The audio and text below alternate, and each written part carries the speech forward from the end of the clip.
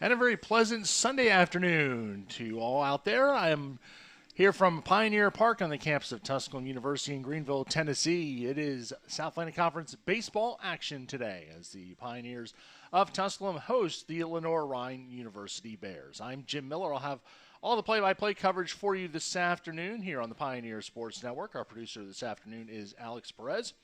This is the third and final game of this three-game series between the Bears and the Pioneers. Lenoir-Rhyne came into this weekend on a bit of a hot streak, you could say.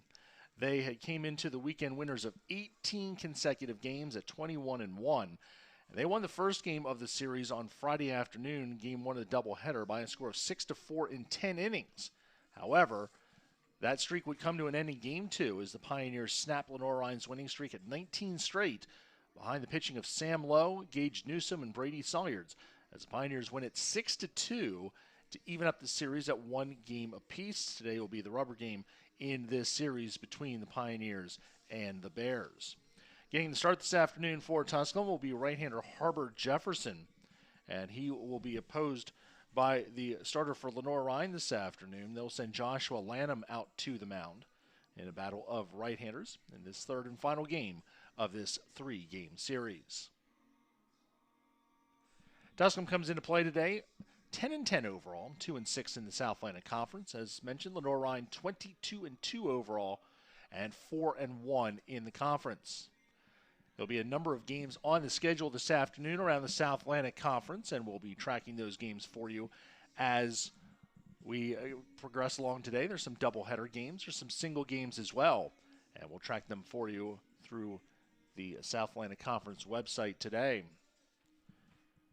Wingate sits atop the conference standings at 6-0. They are playing at Lincoln Memorial this afternoon. That'll be the start of that three-game series. Newberry 4-0 in second place this afternoon. They are hosting UVA Wise in a doubleheader today. That series was originally scheduled for Wise, but was moved to Newberry due to the weather conditions. And if you saw this field 24 hours ago, you would be amazed at how it looks this afternoon. We got about 3-4 inches of snow in the area overnight Friday into Saturday morning. They knew it was coming, so they moved this game that would have been played Saturday. They kind of rearranged the schedule a little bit. Typical series is a 9-inning game on Friday, followed by a 9-inning and a 7-inning doubleheader on Saturday. Well, they moved the doubleheader up to Friday. It was a beautiful day on Friday. Saturday, we had our snow and moved everything to Sunday, and that's here where we are for this final game of this series. And even though the snow may be gone, the cold and wind has been left behind. The flag out in left field is blowing out stiffly to left.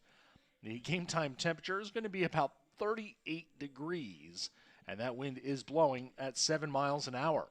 So it's going to be a chilly one out there today. The umpires are making their way to the field, and they are well bundled up for the elements. But the most important thing is if it's dry and sunny, we're going to get the game in, and we definitely want to get this one in this afternoon between the Pioneers and the Bears.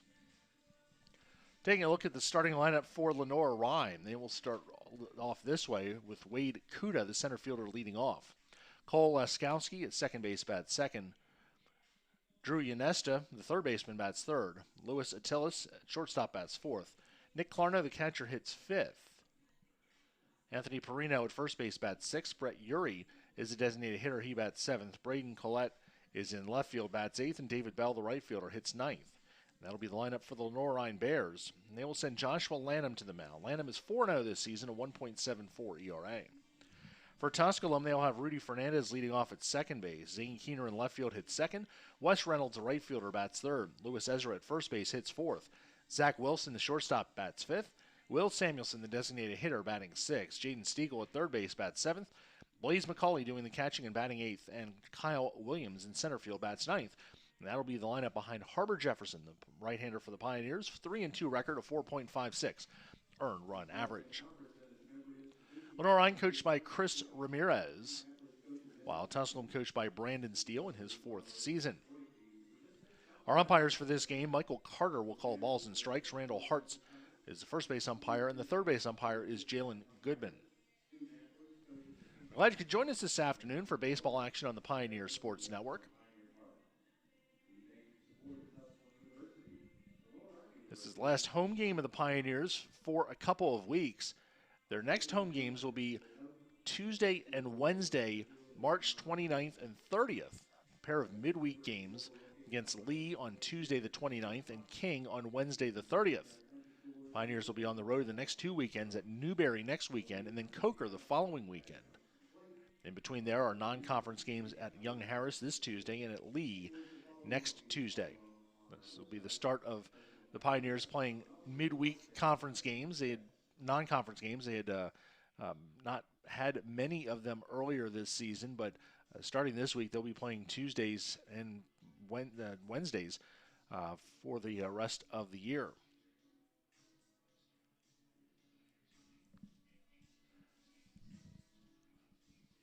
Coaches at home plate going through the pregame meeting right now. Lenoir-Rhyne 17-0 at home this season. A very impressive home record to say the least. They're 5-2 on the road. Tusculum has played well at home this season, as they are 7-6 at home. Another series against nationally ranked teams. This will be the 11th game this season out of 21 that the Pioneers have played against ranked teams, and they've held their own so far. 6-4 record against ranked teams. And there'll be more on the schedule coming up. Newberry. And assuming, even though it's going to be in the middle of April, we have to assume that Wingate will be ranked by the time the Pioneers play them. And Catawba, who's always a team that's usually ranked in the standings, not ranked in the early part of this season, but Pioneers don't play them until the final series of the season, April 22nd and 23rd. So there's a good chance that Catawba may be ranked by that point.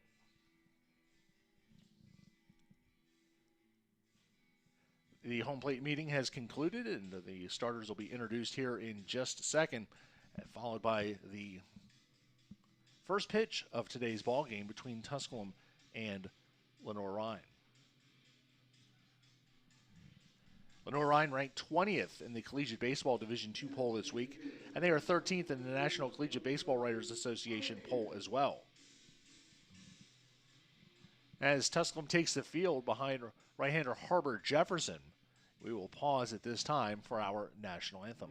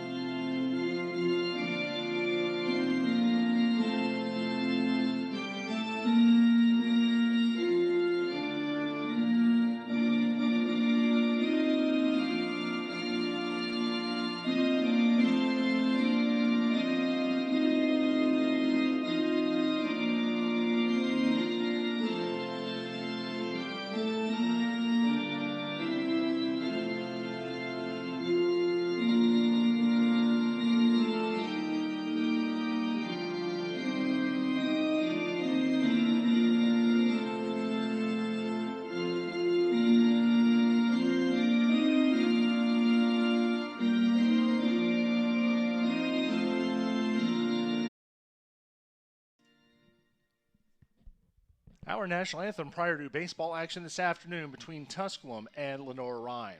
Glad you could join us this Sunday afternoon along the Pioneer Sports Network. I'm Jim Miller. Our producer this afternoon is Alex Perez.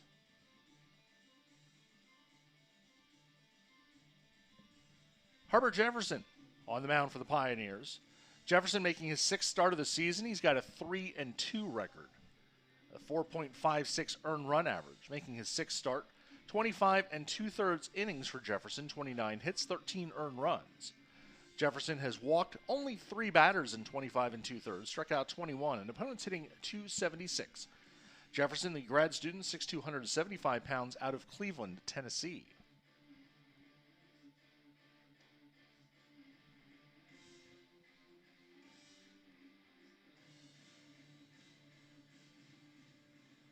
Jefferson in his last start. That was against Lincoln Memorial last Friday night, March the 4th. He lasted 3 1/3 innings in that ball game. Took the loss in a 10-3 Tusculum setback. Gave up 6 hits and 6 earned runs. Struck out 3, walked 2 in that game. Jefferson at home this season, 2-1 with a 4.20 earned run average. In conference play, in his 2 conference starts, he's given up 12 earned runs in 8 1/3 innings for a 12.96 earned run average.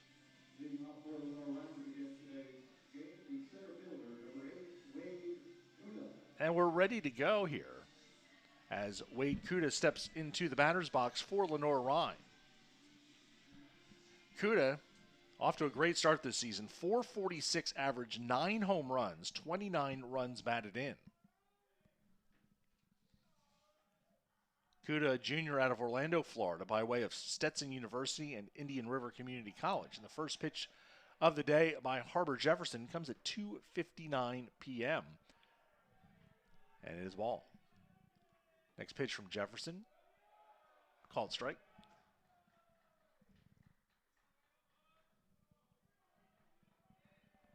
Kuda is 5th in the league in hitting at 446, 3rd in the league in RBIs with 29. His 9 home runs leads the conference.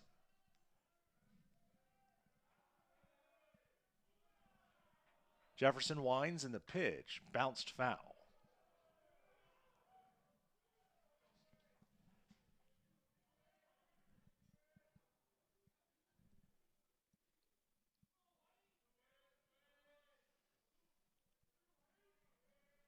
Kuda 2nd in the league in hits, 2nd in the league in run scored with 31. He takes that one for a ball.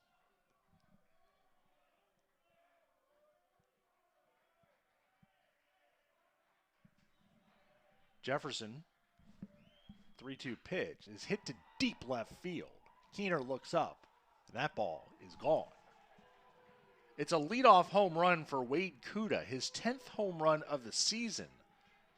And he gives Lenoir-Rhyne a very quick 1-0 lead. His first home run since March the 2nd. And just like that, it's 1-0 Bears.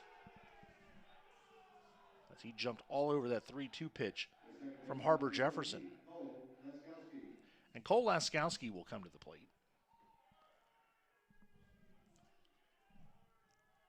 For Jefferson, that's the 4th home run he's allowed this season. And Laskowski hits that one in the air to center field. Williams drifts over, and he'll make the catch for the first out. We'll talk more about Laskowski, his next at bat, as Williams, fighting the wind and the sun, got there to make the play for the out. And stepping up is Drew Ynesta, the third baseman. Ynesta hitting .372, 4 home runs, and 22 runs batted in. Ynesta, grad student out of North Charleston, South Carolina, by way of Erskine. One strike the count to Ynesta. Jefferson's pitch is fouled back to the screen.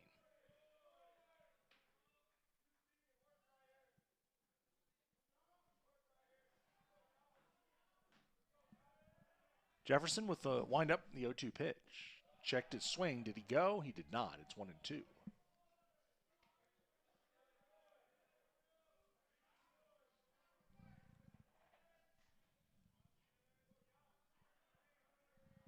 Jefferson with the windup in the pitch, in the dirt, 2-2.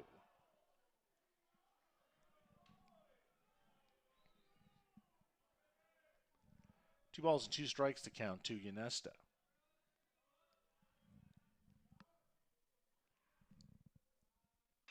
Up the middle, off the foot of Jefferson. It goes to the shortstop, Wilson. His throw is in time for the out.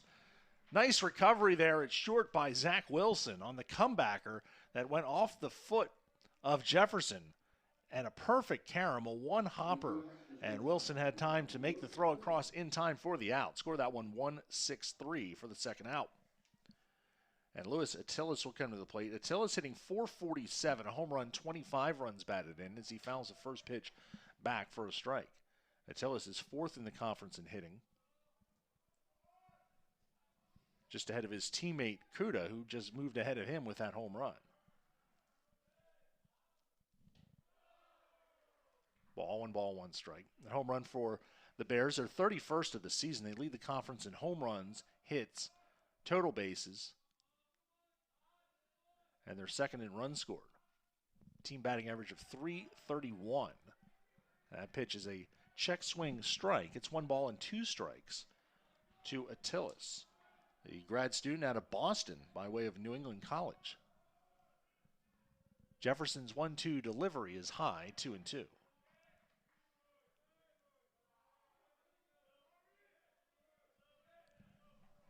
2 balls and 2 strikes to count to Attilas.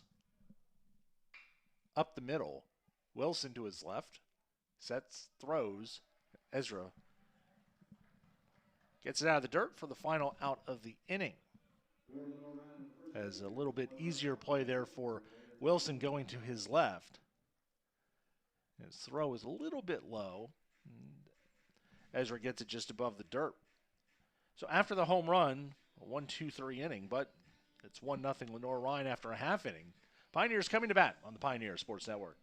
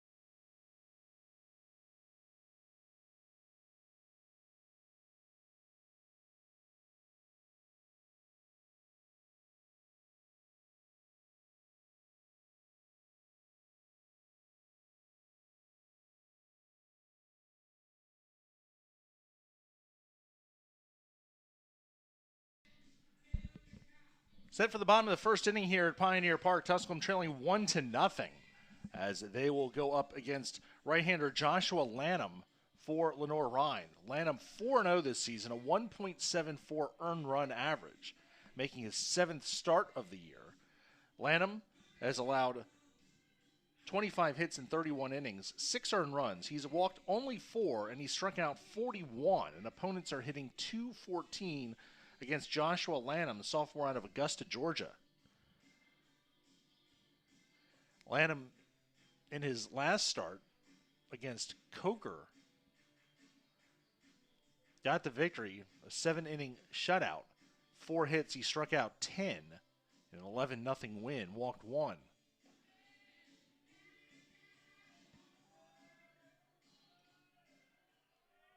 He also threw 6 shutout innings in a 16-6 victory over Goldie Beacom on February the 12th.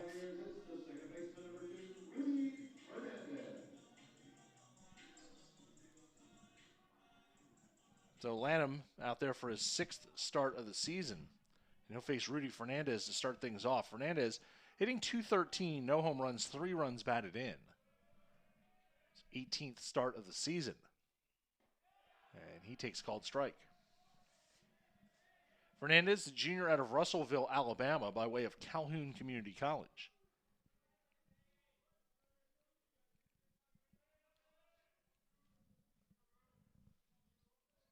Lanham's 0-1 pitch is called strike, a breaking ball in the outside corner. 0-2 to count to Rudy Fernandez. He'll be followed by Zane Keener and Wes Reynolds here in the first. Fernandez was 2 for 4 in Game 1 on Friday, 0 for 3 in Game 2. The 0-2 pitch to him is a swing and a miss, strike 3.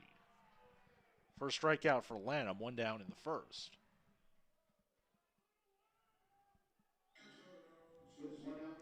At the plate will be Zane Keener, the left fielder for the Pioneers. Keener hitting .290, 4 home runs, 18 runs batted in. Keener, the sophomore out of Knoxville. He was 1 for 5 in Game 1 on Friday, 0 for 2 with 2 runs scored in Game 2.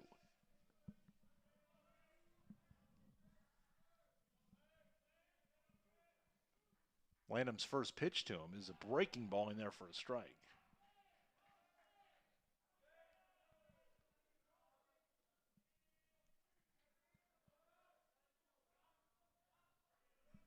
Lanham third in the conference in wins with 4. Fifth in innings pitched with 31 as that pitch is up and away, 1 ball and 1 strike.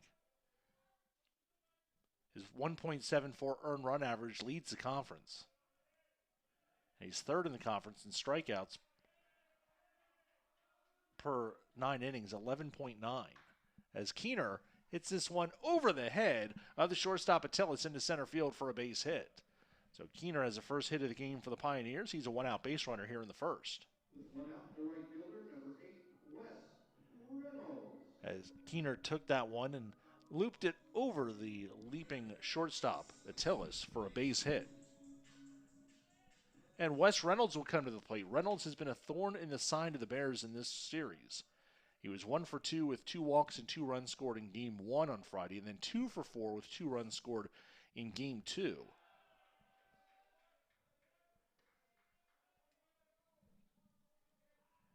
In Game 1 of that series, he hit his 4th home run of the year. Reynolds hitting .367 with those 4 home runs, 13 runs batted in. 1 strike the count to Wes Reynolds. Keener back at first on the dive. Keener has not attempted a stolen base this season.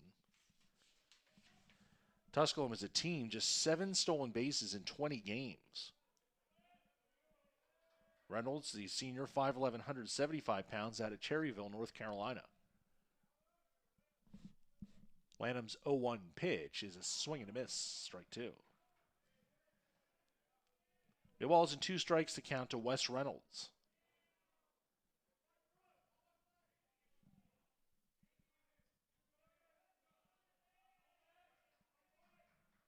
Lanham with the set 0-2 pitch. Off the plate, didn't miss by much, ball and 2 strikes.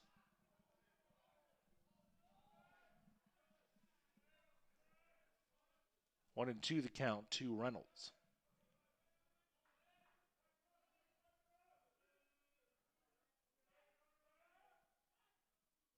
Another throw over to first. Keener back on the dive.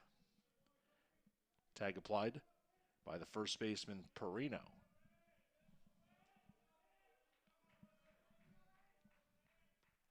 Stretch by Lanham.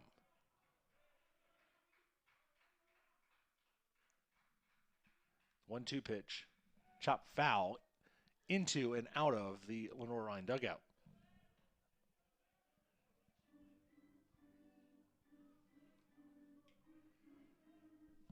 Pioneer Park, symmetrical, 331 down the lines, 400 to straightaway center field.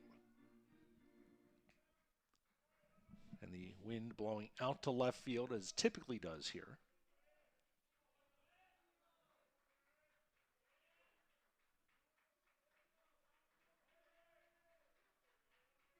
Lanham's 1-2 pitch is high, 2-2. Of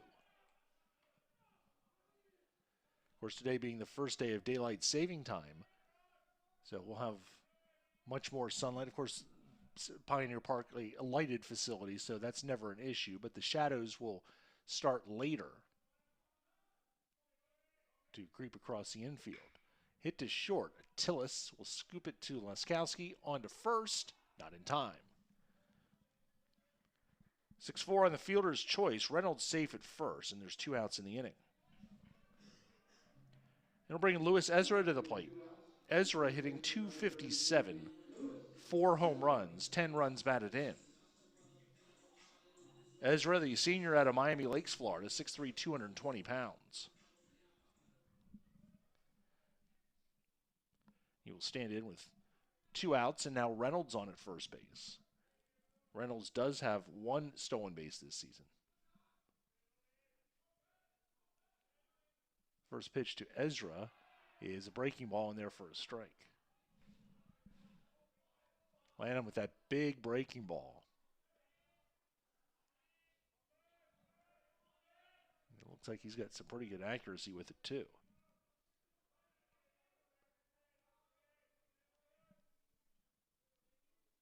0-1 pitch is a fastball, high. 1 ball, 1 strike.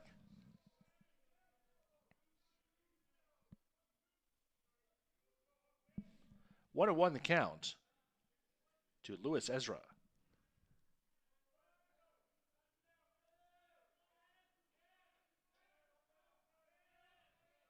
Lanham with the stretch and the pitch. Fouled back to the screen, 1-2.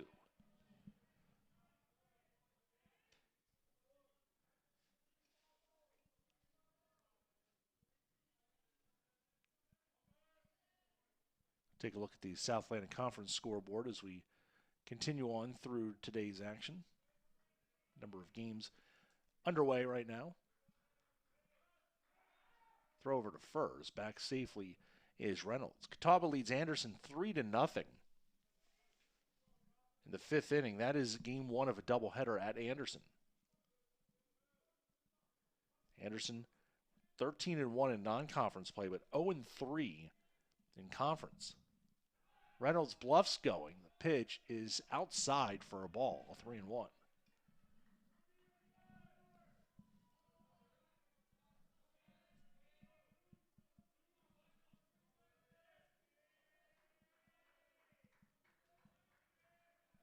Three and one the count to Ezra.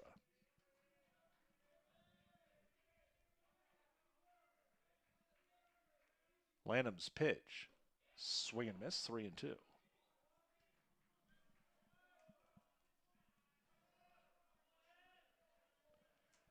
3 balls and 2 strikes count to Ezra. Reynolds will be off with the pitch with 2 outs here in the first.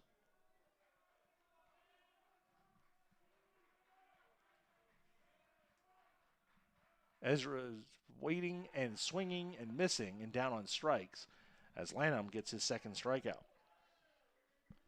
A hit and 1 left in the first for the Pioneers. After 1, it's Lenoir-Rhyne 1, Tusculum nothing on the Pioneer Sports Network.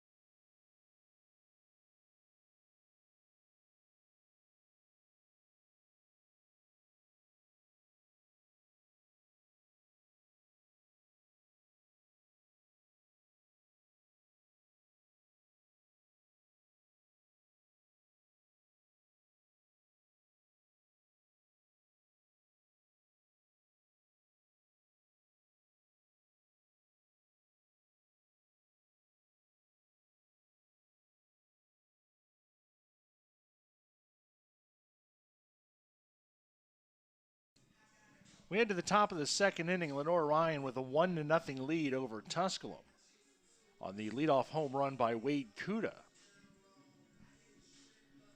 Leading off for the Bears in the second inning will be the catcher, Nick Clarno. Clarno hitting .342, 3 home runs, 18 runs batted in.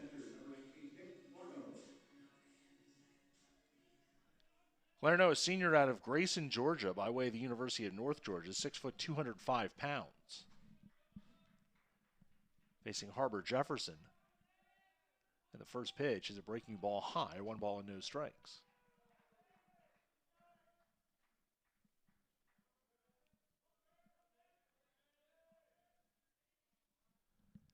This one is lined into left field for a base hit. Clarno a leadoff single here in the second. Then the first baseman, Anthony Perino, will come to the plate. Perino hitting .387, 5 home runs, 30 runs batted in. Perino, a grad student out of Locust Valley, New York, 5'10", 190 pounds. He attended Sacred Heart University. So Lenoir-Rhyne cultivating the grad student market and filling out what has been a pretty solid team so far this season. Pickoff throw and barely back at first is Clarno. He is 3 for 3 in stolen base attempts this season.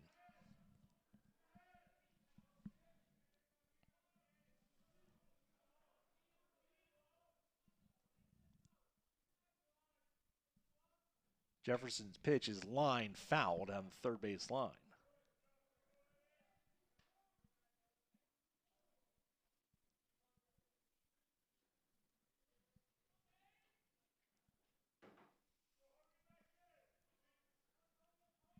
Perino hit .203 last year at Sacred Heart with 2 home runs and 16 runs batted in. Started 37 games for the Sacred Heart Pioneers.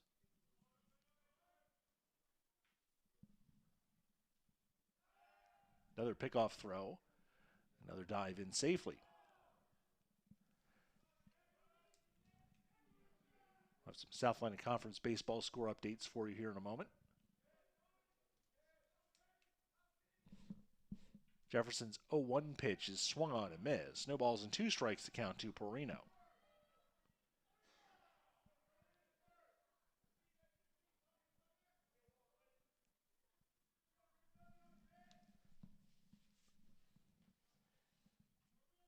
Queens and Limestone are playing the final game of their 3-game series this afternoon at Queens. Back barely on the dive that time was Clarno. Very close play is good tag by Ezra. Clarno not perturbed though. He's maintaining a solid lead out there. Bounces up there and he reads the dirt ball and gets to second base on the wild pitch. Good aggressive base running by this Bears team. Clarno's at second base with nobody out. Queens and Limestone, they're in the 5th inning. And Limestone leads that one 3-2 over Queens. Queens in 4th place in the conference at 6-2. Limestone in 11th place at 1-7, 3-22 overall. But the Saints lead that one 3-2 in the 5th.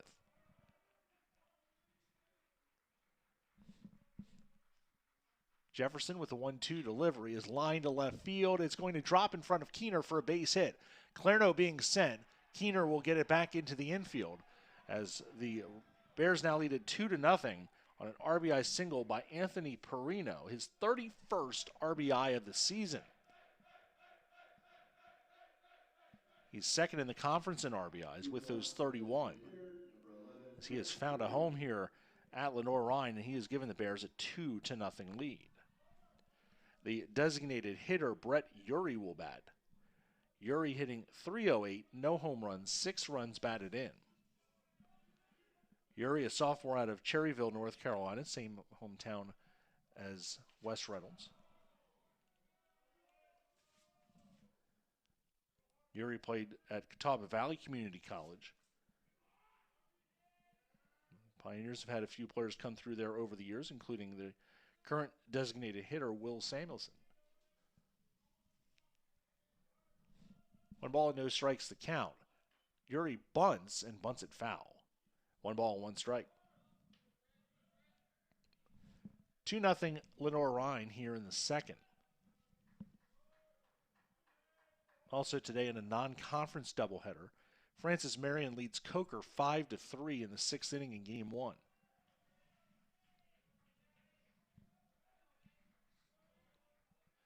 Jefferson stretches and the 1-1 pitch. Bunted towards the mound. Jefferson will underhand it to Fernandez covering. Perino takes second, 1-4 on the sacrifice for the first out. As Jefferson got off the mound well and gets the underhand flip as Fernandez covers. Perino takes second, 1 out for the left fielder Braden Collette. .333 hitter, 10 for 30, no home runs, 3 runs batted in. Collette, a freshman out of Evans, Georgia. 6 foot, 190 pounds. And he's up in the count, 1 ball and no strikes. Collette was 3 for 6 in the doubleheader on Friday.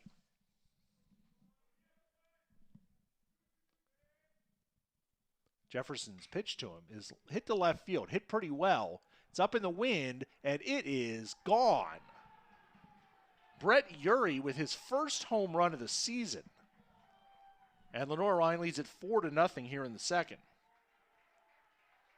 Or check that, Collette. Sorry about that. It was Braden Collette with the home run. Collette's first home run of the season. As that one got up in the wind, and it's 4-0. So Braden Collette with a 2-run home run after Urey sacrificed. Perino in to score as well, and it's 4-0 Bears.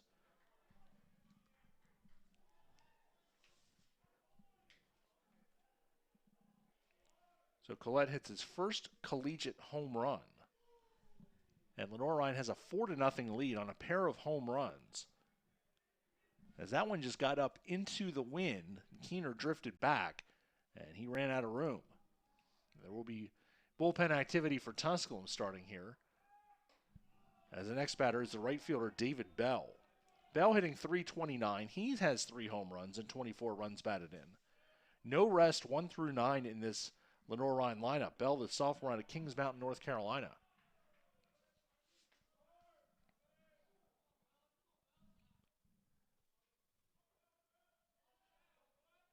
Line foul.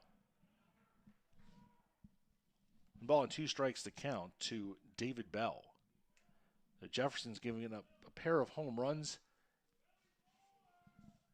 in the first 2 innings. And he's on the downside of a 4-0 score. Tusculum pitching had only given up 12 home runs in 20 games.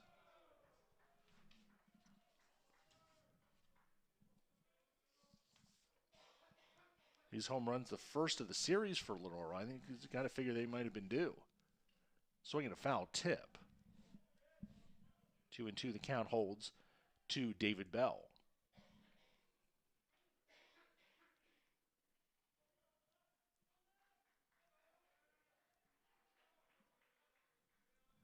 Two and two the count to Bell.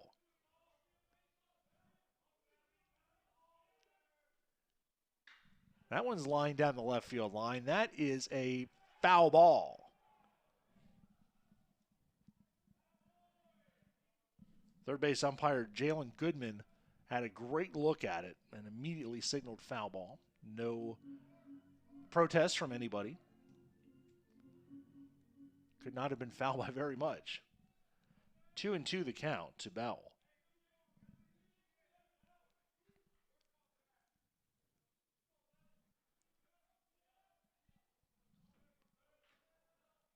Jefferson with the line, the 2-2 pitch. Breaking ball called, strike 3. First strikeout for Jefferson, 2 outs here in the second. And Wade Kuda will come to the plate. Kuda led off the game with a solo home run to deep left field, his 10th home run of the season. He's now knocked in 29. And Tusculum coach Brandon Steele is making his way to the mound.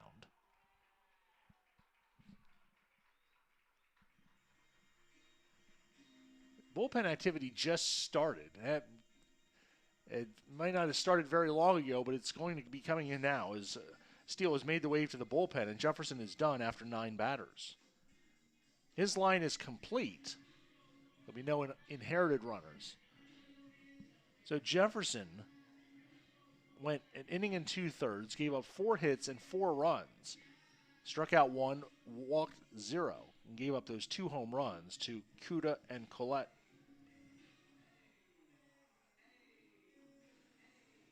So a tough outing for Jefferson, who's going to give way to the Pioneer bullpen. I always say I'm going to bring a pair of binoculars up here, and I never do. It's a lot easier to tell who's warming up when you can look through binoculars. But the new pitcher for the Pioneers will be the right-hander Tyler Harmon. Harmon, 5'11", 170-pound senior out of Huntsville, Alabama, through Motlow State Community College. Harmon making his second appearance of the season. He pitched 1 inning of relief, walked 2, struck out 2. And he'll get a chance here, as I'm sure he's out there for long relief.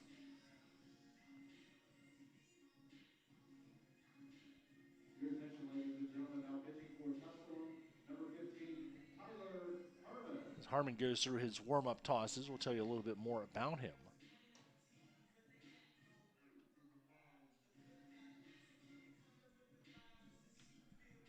Harmon out of Huntsville, Alabama.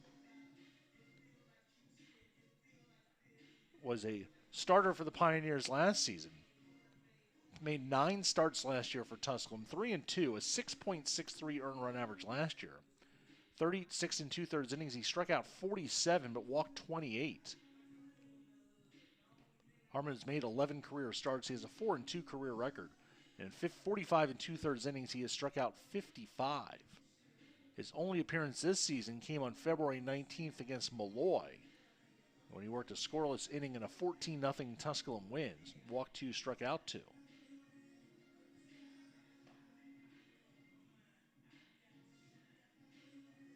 Picked up a couple of victories last year in conference play, including Lincoln Memorial and Newberry.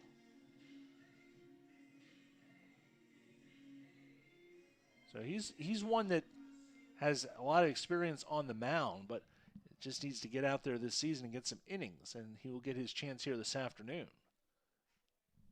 As Kuda steps back into the box. 2 outs and nobody on here in the second. It's 4-0 Lenoir-Rhyne.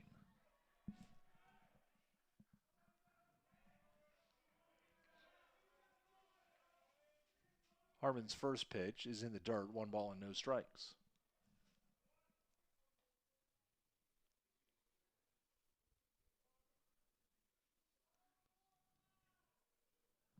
Want to know the count to Kuda. The pitch upstairs over the head of the batter. 1 ball, 2 balls and no strikes.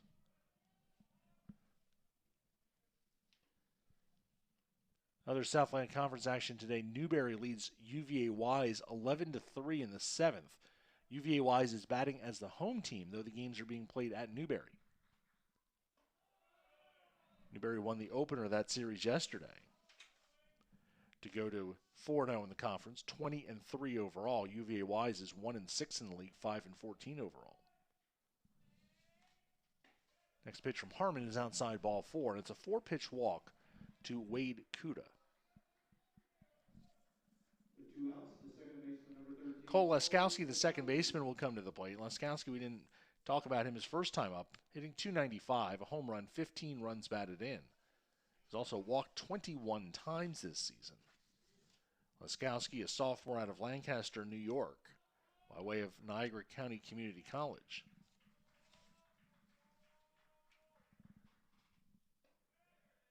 That pitch is taken for a strike.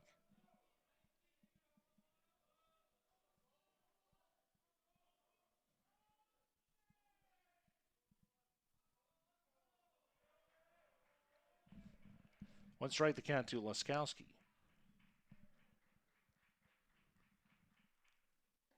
Breaking ball off the plate. It's a little bit high.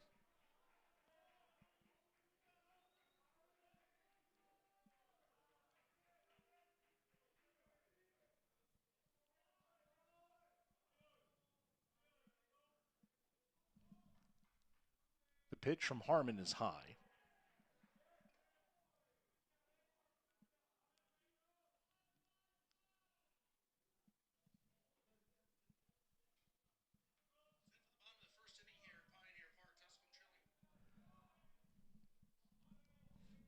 Two balls and one strike to count. The pitch hits him. Leskowski is hit by the pitch. For the 4th time this season he's been hit, and he will take first base, and runners now at first and second, as Harmon having a little trouble finding the plate here since coming into the game.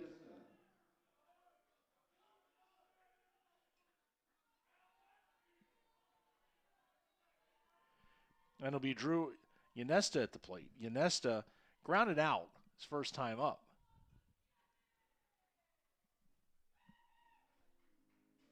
And pitching coach Todd Ireland out in a hurry to have his discussion with Harmon. Try and get him settled in here. 4-0. Lenoir-Rhyne leads it here in the second.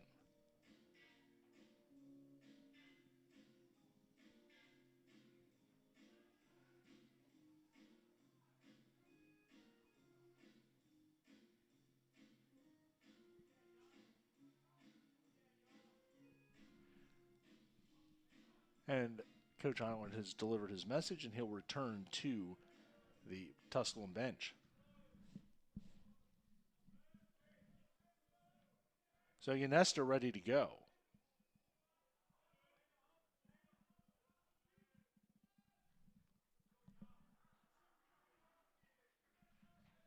Stretch by Harmon. And the first pitch. Breaking ball in there for a strike. 1 strike the count to Yanesta.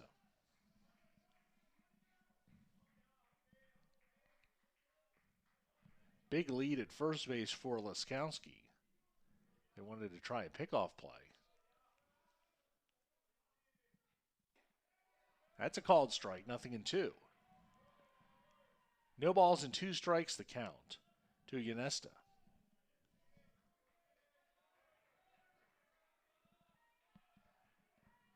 Kuda on at second, Laskowski at first.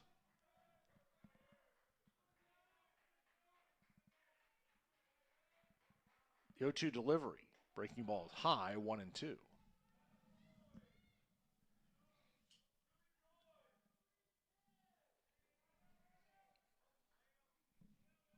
One and two the count to Yanesta.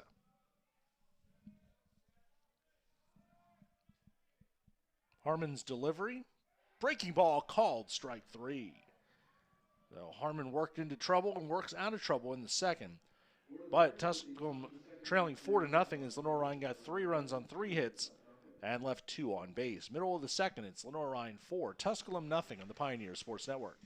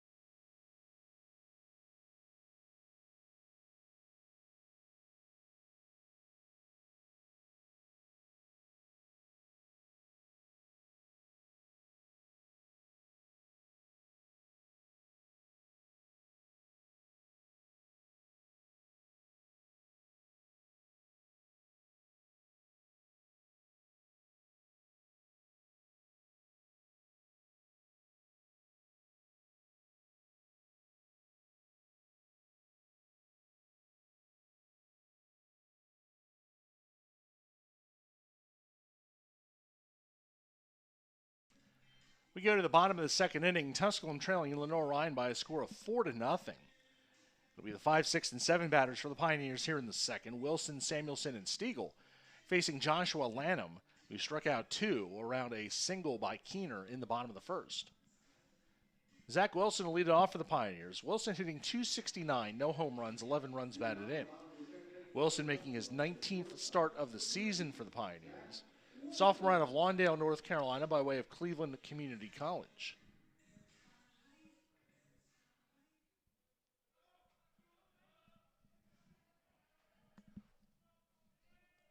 So Wilson will start it off here in the second for the Pioneers. Bunts it down the first baseline. It rolls and stays fair.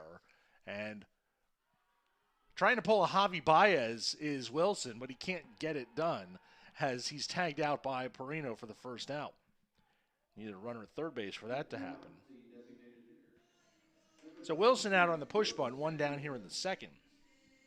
That'll be Will Samuelson to step in. Samuelson has been hot lately, up to .326, 2 home runs, 7 runs batted in.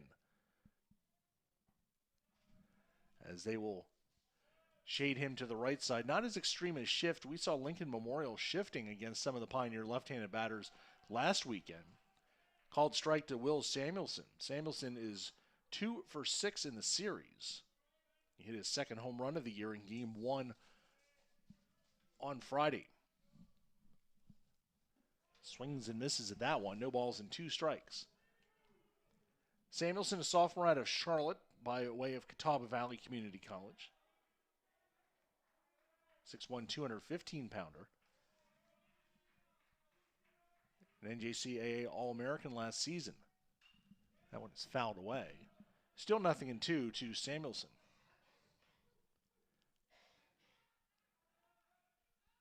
Samuelson making his 7th consecutive start as he has settled into the DH role.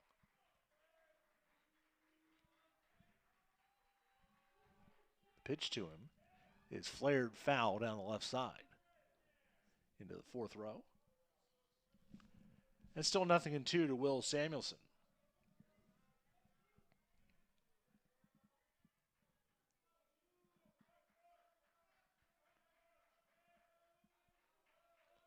Lanham with the stretch. The 0-2.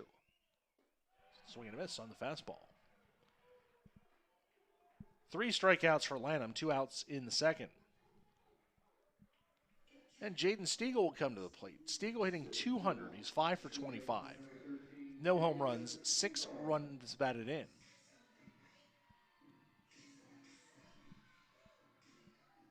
Stiegel, the senior out of Hiram, Georgia. 5'9", 180-pounder.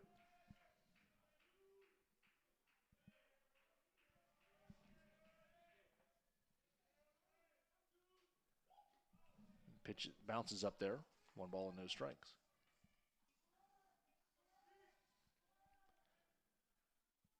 Stiegel was 1 for 3 in Game 2 of the doubleheader on Friday. Did not play Game 1 as Christian Ortega played third base. And Stiegel getting the start at third here in the series finale. As that one is inside for a ball.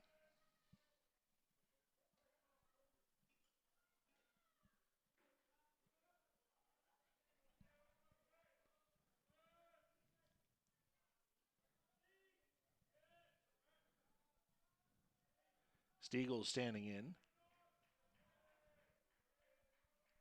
Lanham working from the stretch. The pitch. Taken for a ball, 3-0.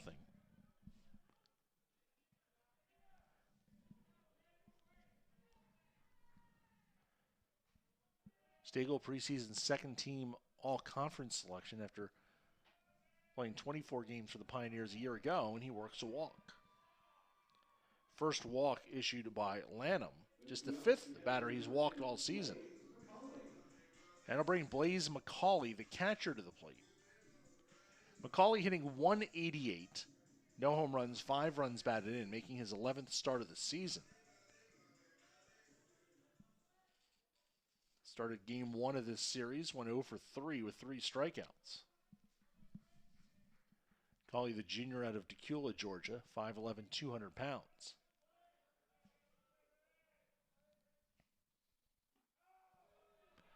Down in the dirt, blocked by the catcher, Clarno. 1 ball and no strikes. McCauley taking over as the semi-regular catcher, as the primary catcher for the Pioneers after Chase Woolenweber and Jordan Beaver finished their playing careers here at Tusculum. Chop foul to the LR dugout. 1 ball and 1 strike.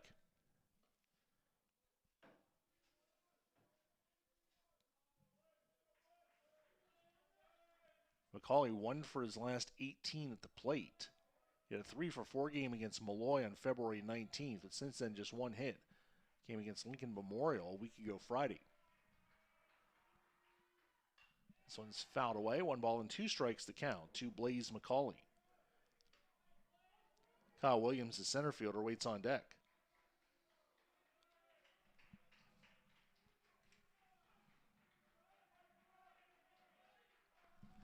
One and 2 the count.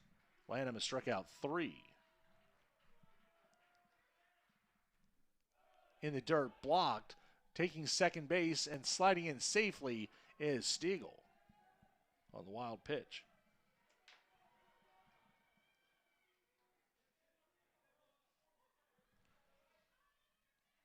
Good base running there by Stiegel, recognizing the dirt ball, and he'll take second base. 2 balls and 2 strikes to count to Blaze McCauley.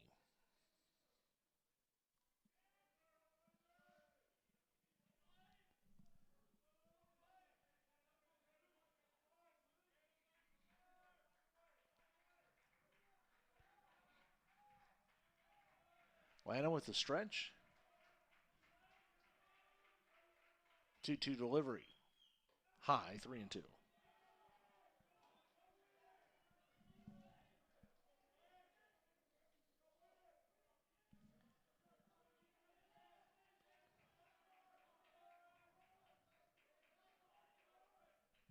Three balls, 2 strikes. The pitch. Foul tip. Still 3-2.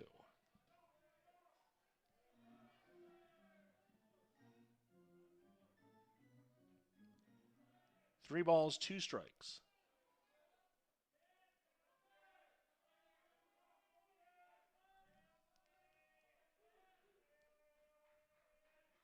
Stiegel, the runner at second base.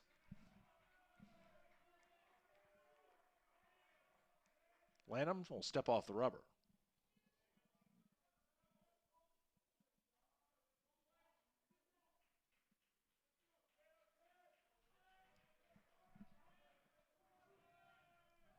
The stretch. 3-2 pitch. Inside corner. No, inside, ball 4. All the Bears started running off the field, but home plate umpire Michael Carter said nope, it was just inside. Back-to-back walks to Stiegel and McCauley, and the Pioneers have 2 on and 2 out for Kyle Williams, the center fielder. Williams hitting .250, no home runs, 6 runs batted in. Williams, the senior out of Yuba City, California, 5'9", 170 pounds. As Lenoir-Rhyne will have a discussion at the mound, try and get Lanham settled back in here. He thought he had the strikeout of McCauley, but it was called just off the plate inside. He's walked 2 in a row after walking 4 in his first 32 innings.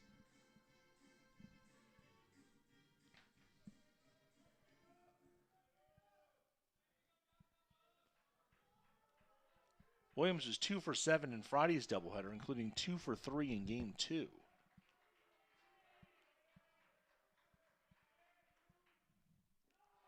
Pitch is low in the dirt, 1 ball and no strikes. Williams was 6 RBIs this season, but he has not knocked in a run since February 13th, 1 month ago. He knocked in a pair in a 6-4 victory over Illinois Springfield.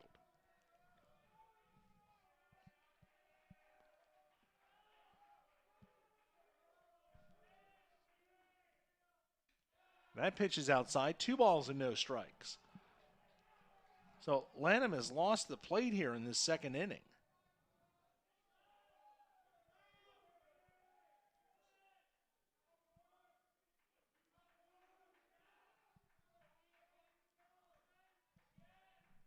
Lanham will come with the 2-0 pitch to Williams. That's strike 2 and 1.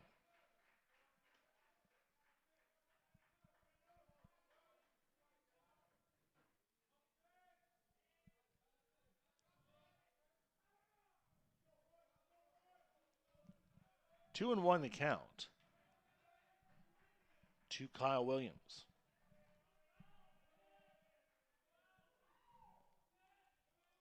Lanham's pitch bounces up there off the catcher Clarno, and both runners will move up. Stiegel to third, McCauley to second. Second wild pitch of the inning for Lanham. And the Pioneers have runners at second and third with 2 outs and a 3-1 count on Williams. The leadoff batter Fernandez waits on deck.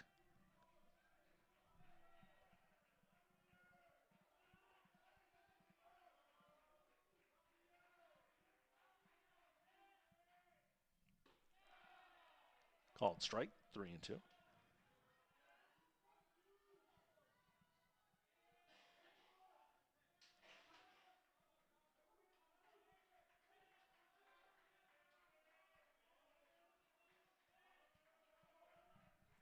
Three and two the count to Kyle Williams. He'll step out.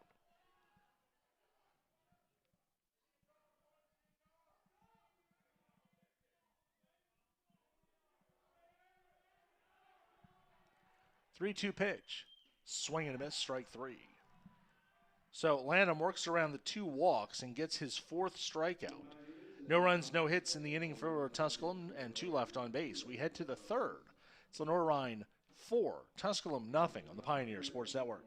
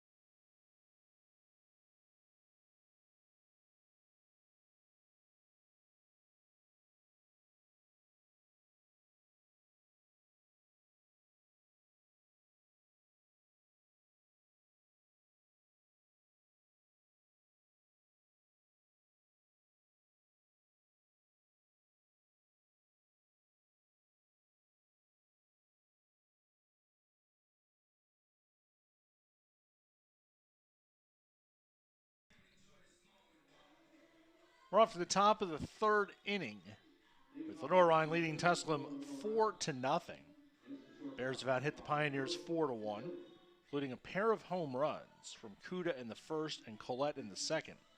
It'll be Attilis, Clarno, and Perino for the Bears in the third against right-hander Tyler Harmon, who came on in relief of Harbor Jefferson in the second, walked a batter, hit a batter, and then got a strikeout to end the inning. Attilis, the shortstop, grounded to short his first time up. Harmon's first pitch to him is lined to left field. Keener will play it on one big hop, and Attilis has a leadoff single here in the third.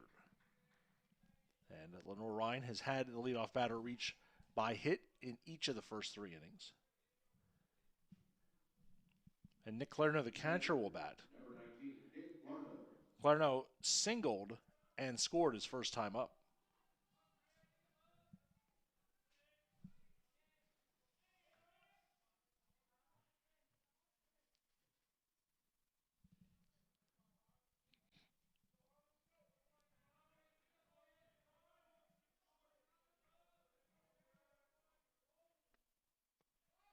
Showing bunt is Clarno when he takes a ball outside.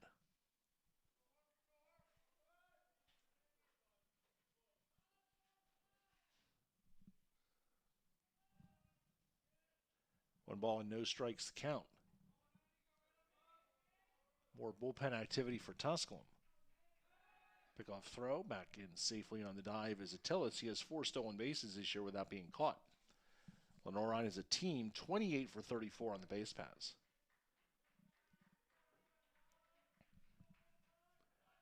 Bunts it to Harmon. Fernandez a little bit late covering, but he gets there in time. And Clarno is out for the first out. 1-4 on the sacrifices. Fernandez eventually got there as Harmon had to hold up on his throw until his second baseman covered. The first baseman, number 20, Anthony Porino. And Anthony Perino will bat. Perino singled in the second to drive home Clarno for his 31st run batted in of the year.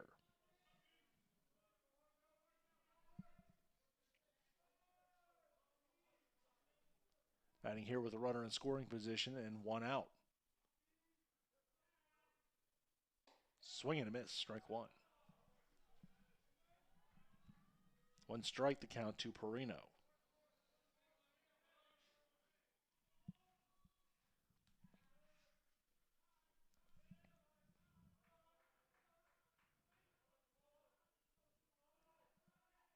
Harmon with the 0-1 delivery. Swing and a miss, strike two. No balls, two strikes to count to Anthony Perino.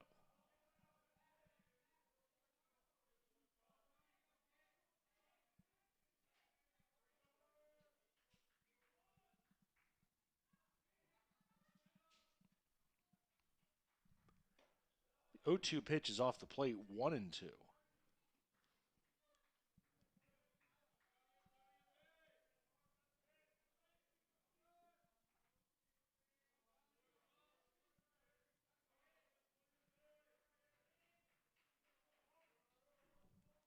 One ball, two strikes. Harmon's pitch. Swing and a miss, strike three.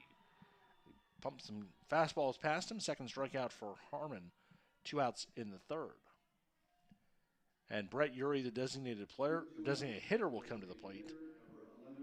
Urey sacrificed his first time up just ahead of Collette's home run.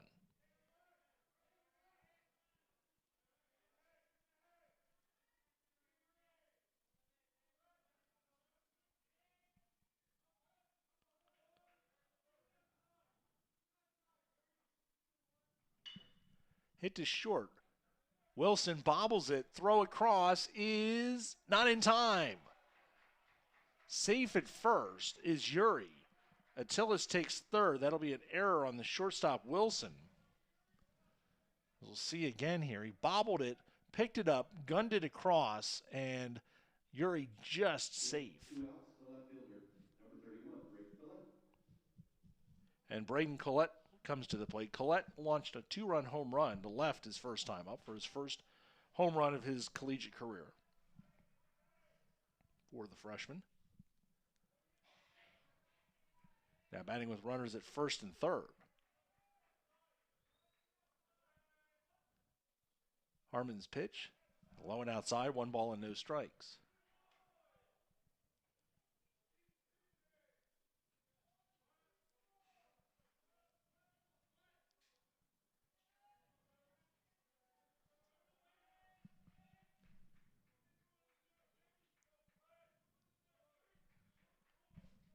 The 1-0 pitch, swing and a miss, 1-1.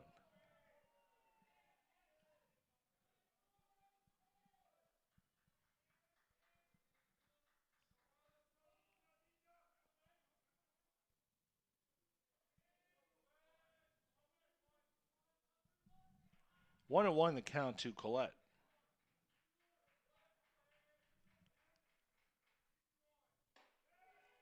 Just off the plate, 2-1.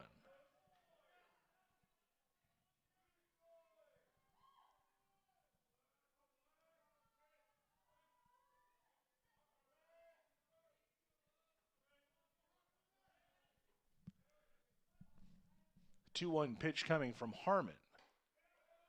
Off the plate, 3-1.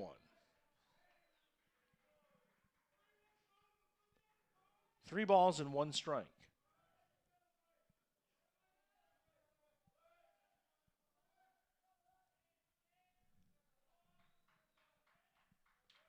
Harmon.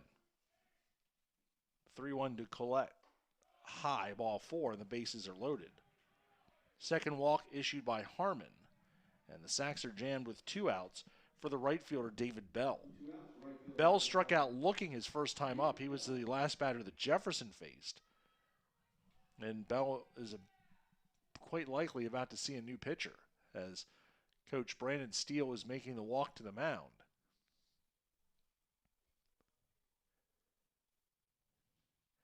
We'll see if he has the hook with him. He's looking down to the bullpen. And he has made the signal to the bullpen, and Tusculum will bring in his third pitcher of the game here in the third inning. 4-0, Lenoir-Rhyne, and we'll have information on the new pitcher when we come back on the Pioneer Sports Network.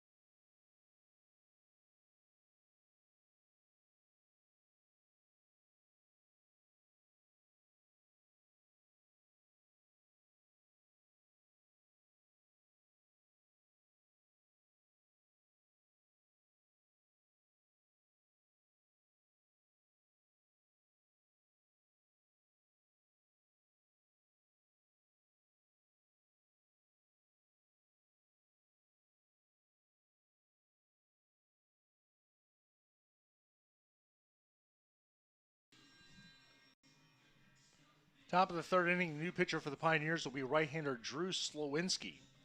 Slowinski has become a workhorse out of the Tusculum bullpen. He's making his 8th appearance of the season, a 1-1 record with 1 save, a 3.31 earned run average. 16 and a third innings, 17 hits, 6 earned runs, 9 walks, 16 strikeouts. An opponent's hitting .254 against Drew Slowinski, the right-hander, 6'4", 220 pounds, out of Knoxville, Tennessee, and Bearden High School. His girls basketball team won the state championship yesterday. Apropos of nothing. But it'll be Slowinski here. He's making his 2nd appearance of the series. He threw 2/3 of an inning, got the last 2 outs in the 10th inning on Friday in Game 1. Gave up the go-ahead hit to Uri in the top of the 10th. Also struck out a pair of batters and walked one.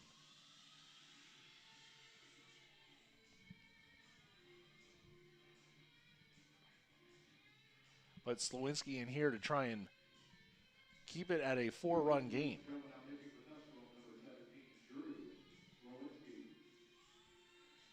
The Pioneer bullpen continues to churn.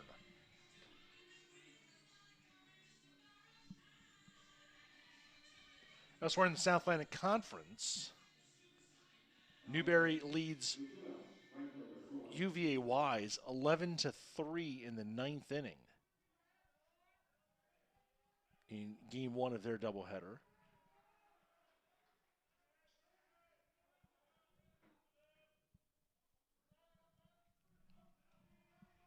Bell stands in.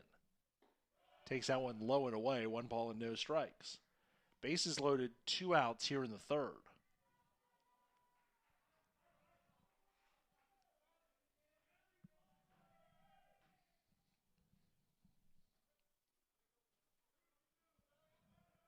The stretch by Slowinski. The pitch, line foul down the left field line towards the Lenoir-Rhyne bullpen. That's 1 ball and 1 strike to David Bell.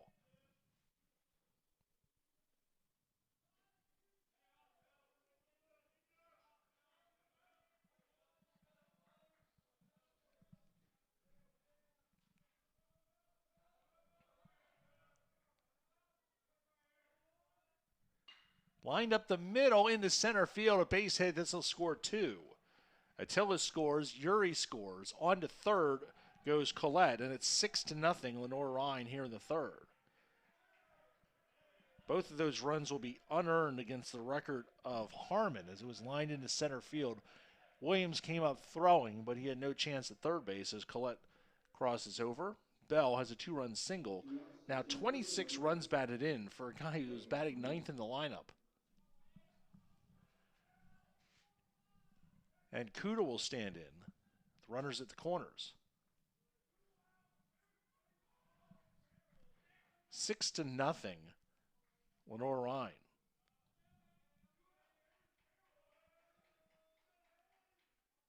Slowinski's pitch is in the dirt, blocked by McCauley, 1 ball and no strikes.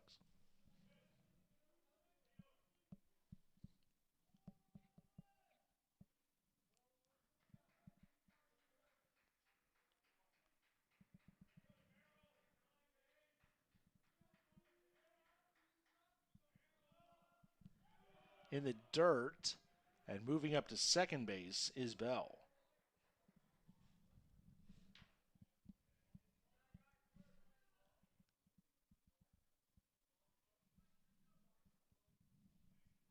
So 2 runners in scoring position now for Kuda.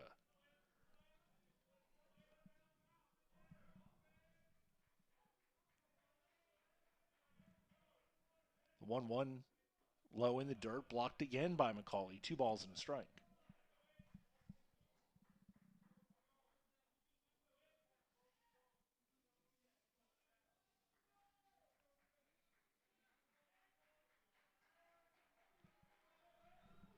Two and 1 the count to Kuda.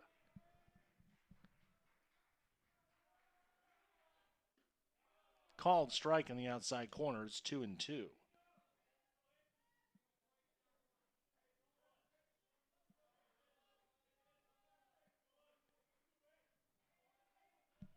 2-2 the count.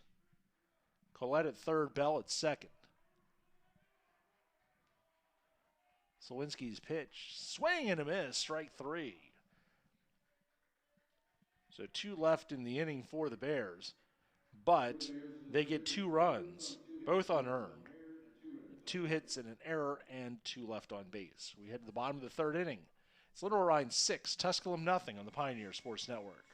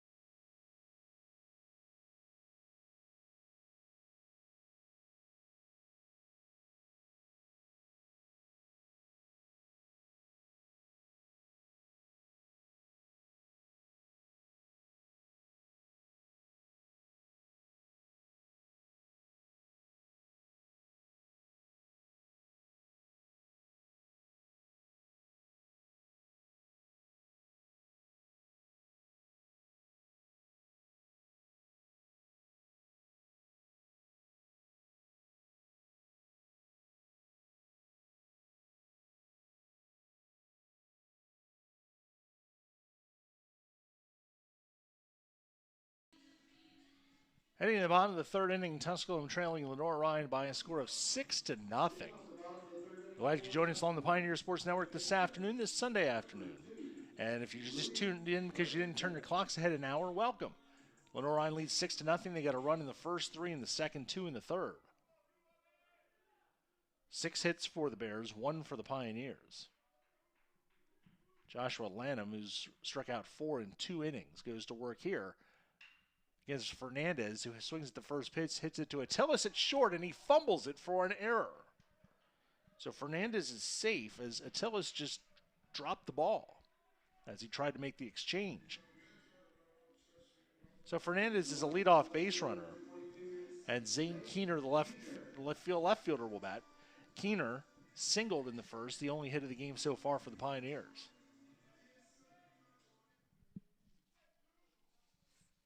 For Attilis' 10th error of the season.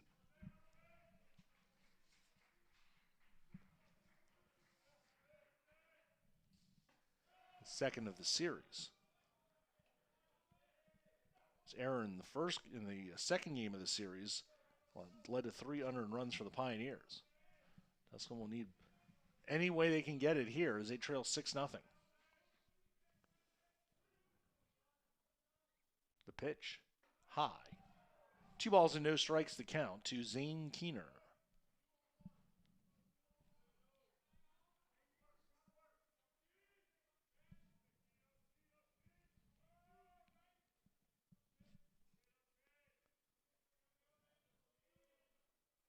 Pickoff throw, back safely is Fernandez. Fernandez has only attempted 1 stolen base this season. He was unsuccessful.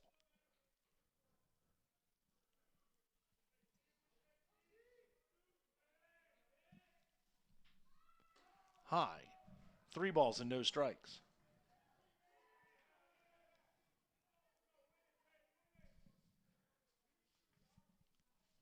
Lanham got a little out of sorts in the second inning. He walked back-to-back batters. He's down the count, 3 balls and no strikes to Keener.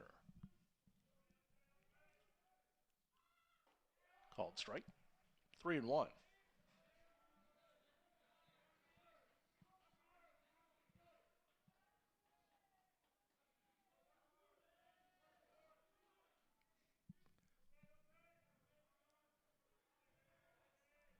Three-one pitch.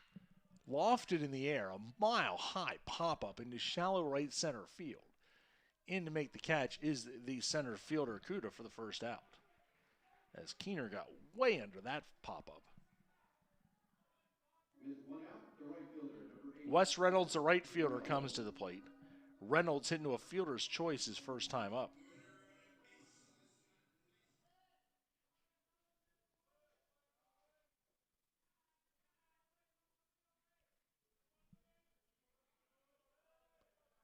Lanham with the stretch and the first pitch. Called strike.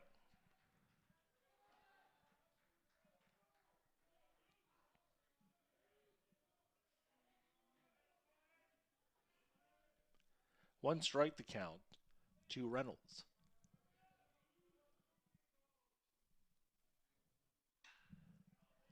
Looped into right field. It'll drop in for a base hit. Read well by Fernandez, and he will steam on to third base. As Pioneers have runners on the corners, as Reynolds just took this pitch the other way and dunked it into right field for a base hit. Bell was on it quickly, but Fernandez read it great and got to third base without any problem. Second hit of the game for the Pioneers. They have runners at the corners with one out for Lewis Ezra, the first baseman. Ezra struck out swinging to end the first inning.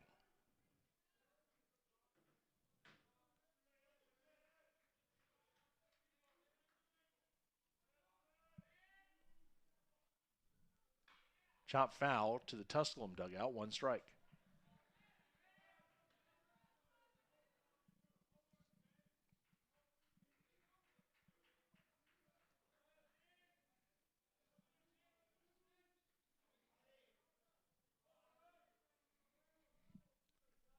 One strike the count to Ezra.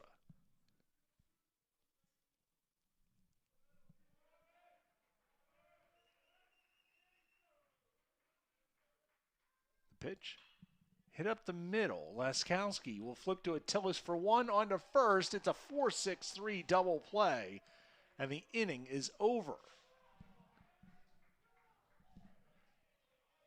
As Ezra rolled over on that one, and Laskowski with the quick flip to Attilis, and on to first for the 4-6-3 double play to end the inning. A hit and an error, but one left for the Pioneers in the third. We head to the fourth. It is Lenoir-Rhyne 6, Tusculum nothing on the Pioneer Sports Network.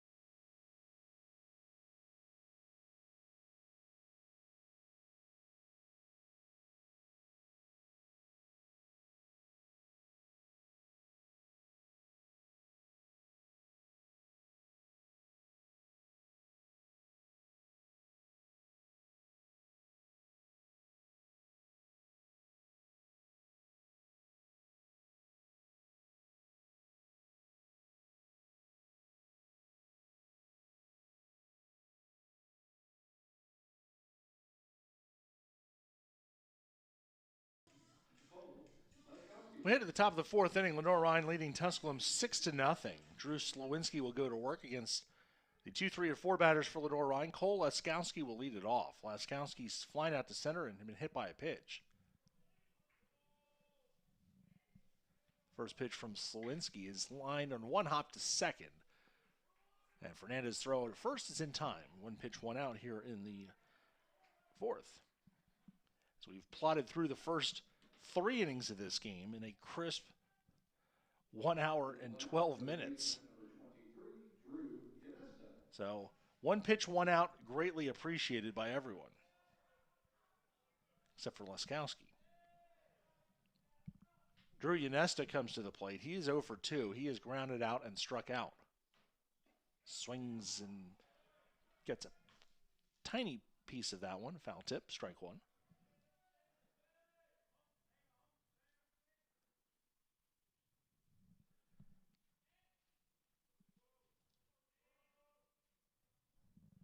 The pitch, high, 1 ball and 1 strike.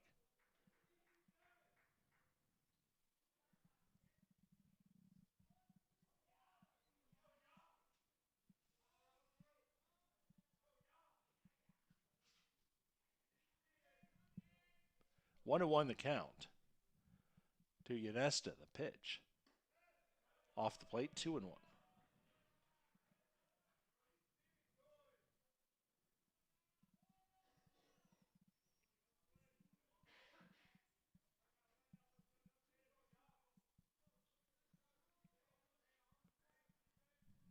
2-1 pitch, swing and a miss, strike 2.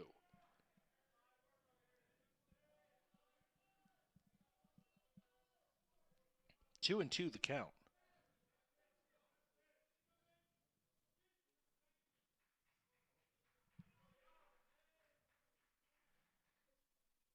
Inside, 3-2.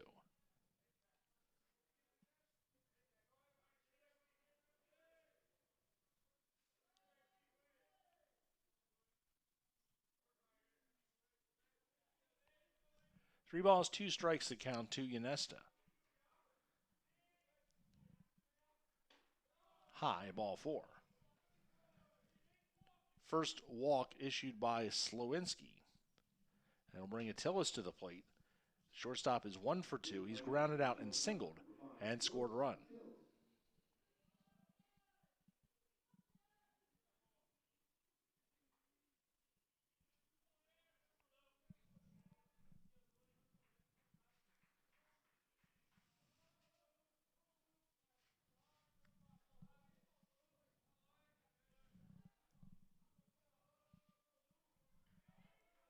Slowinski's first pitch is low in the dirt, 1 ball and no strikes.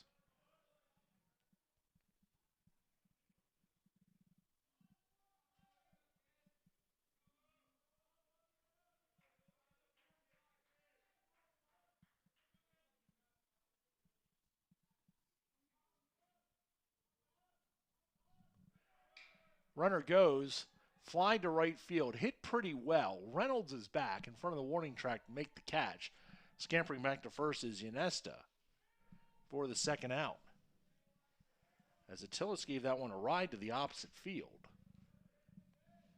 But Reynolds back to make the catch for the second out. And Clarno, the catcher, will come up. Clarno has singled and scored and sacrificed.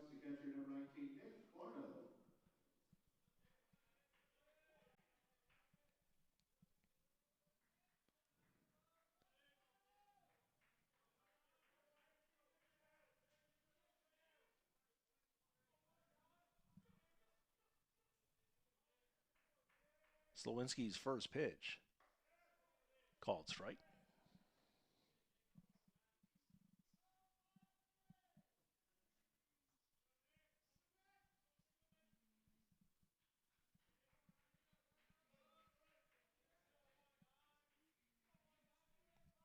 One strike the count to Clarno. The pitch, sky to right field. This will be an easy play for Reynolds, and he has it lined up and makes the catch. And the inning is over. Pair of fly balls to end the inning after the walk. And middle of the 4th inning, it is Lenoir-Rhyne 6, Tusculum nothing on the Pioneer Sports Network.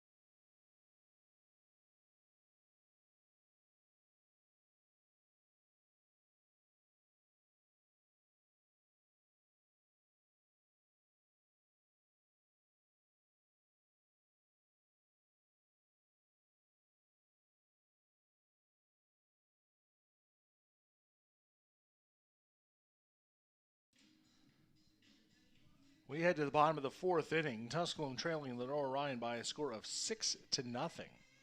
Wilson, Samuelson, and Stiegel will bat for the Pioneers here in the 4th.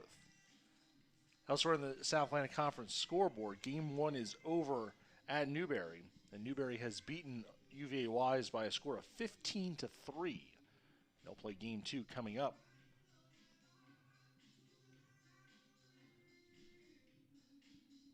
Coker playing a doubleheader today at Francis Marion, and Francis Marion wins game 1 by a score of 8-3. Leading off the bottom of the fourth inning for Catawba and Anderson playing a doubleheader this afternoon. Zach Wilson. Get a score update on that one for you. It is 3-3, bottom of the 8th inning, Anderson batting. And Limestone and Queens, they started at 2 o'clock. Queens had taken the lead in that contest. Lanham's first pitch is a strike to Zach Wilson. Wilson grounded out to first base on a push bunt his first time up. Queens leads Limestone 6-4. They are in the 8th inning. That is a single game, just like this one. The pitch is fouled away. No balls and 2 strikes to count to Wilson. Wingate and Lincoln Memorial will play at 5 o'clock this afternoon.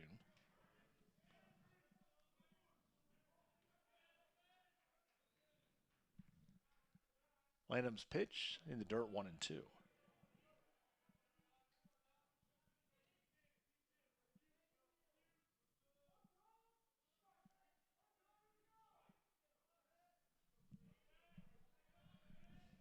One ball and 2 strikes to count to Zach Wilson.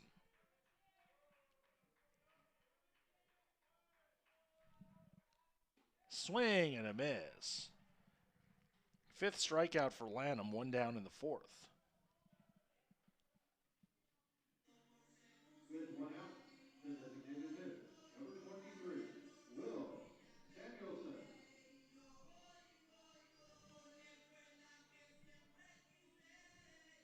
And Will Samuelson comes to the plate. Samuelson struck out his first time up.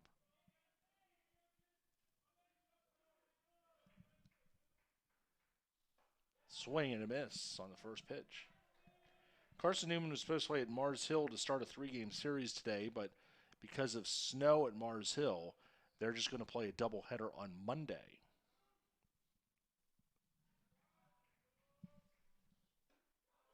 High and away, 1 ball and 1 strike.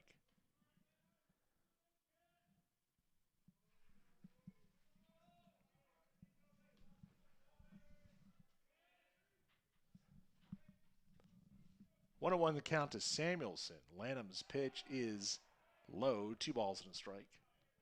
As Lenoir-Rhyne now shifting against Samuelson. Attilis, the shortstop, is right there near the bag at second, with Leskowski, the second baseman, in shallow right field. The pitch launched to right field. Hit pretty well, but it's going to stay in the ballpark. And making the catch on the warning track is the right fielder, Bell, for the second out. Samuelson hit that one well. He got it up into a little bit of a breeze, but it died at the warning track for the second out. Jaden Stiegel will bat. He started a mini rally for the Pioneers in the second with a 2-out walk. Got all the way to third base before Lanham was able to get a strikeout to end the frame. Lanham at 59 pitches here in the fourth. First pitch to Stiegel is a called strike.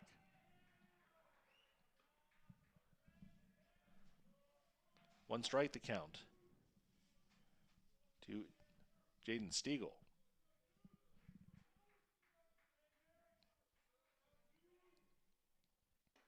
That one is low, 1 ball and 1 strike. Anderson has taken a 5-3 lead on Catawba in the bottom of the 8th in that ball game. That is game 1 of a doubleheader. Foul tip at the plate. 1 ball and 2 strikes.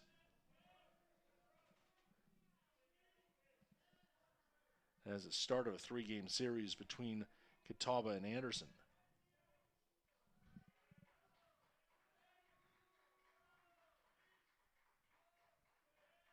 Stretch in the pitch.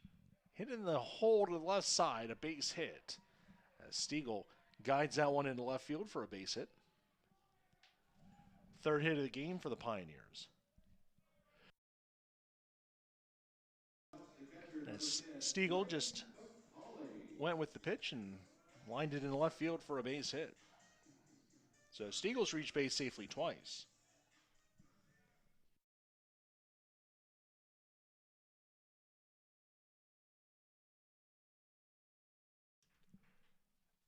McCauley stands in. He walked his first time up right after Stiegel. This one's fouled back to the screen, 1 strike.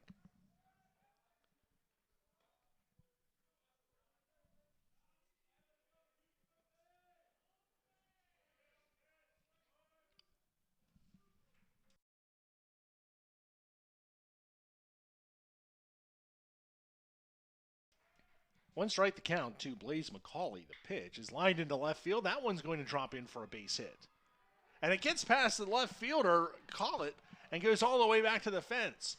In to score is Stiegel. On at second base is McCauley. That'll be a single and an error.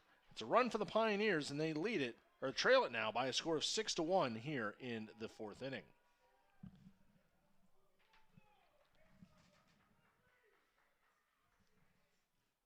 As McCauley lined that pitch into left field, the left fielder Collette over to field it, and it got past him.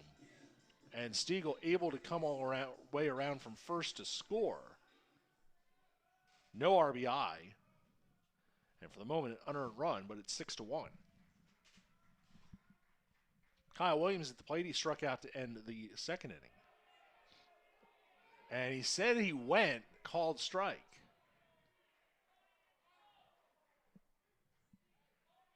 Tusculum coach Brandon Steele. And now they're asking, you cannot appeal a called strike. The home plate umpire called it a strike. Once he calls it a strike, that's it. You cannot appeal a called strike. And I think that's what the Pioneers are trying to do there. And the base umpire, Randall Hartz, came down the line. I'm sure he said they cannot appeal that because it was called a strike. Tusculum's argument was, that's the pitch you shouldn't be calling a strike. You need to appeal that one. But he said that he felt like he swung. That one's right there for a strike, 0-2. So Williams now in the hole, no balls and 2 strikes.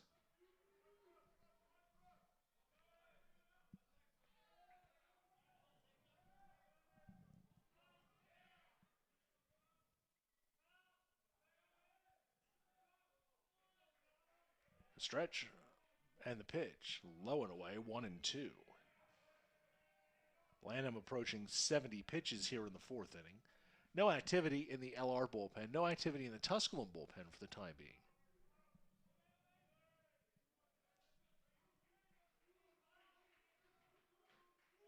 The pitch, low and away, 2-2.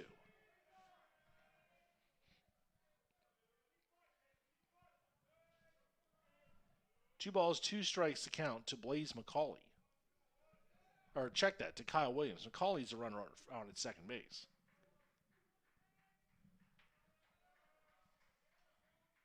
The pitch to Williams. Popped up, shallow right field. Drifting into right fielder Bell. Laskowski, though, will catch it in shallow right for the final out. Tusculum gets an unearned run on 2 hits. There was an error and 1 left on base. We head to the 5th.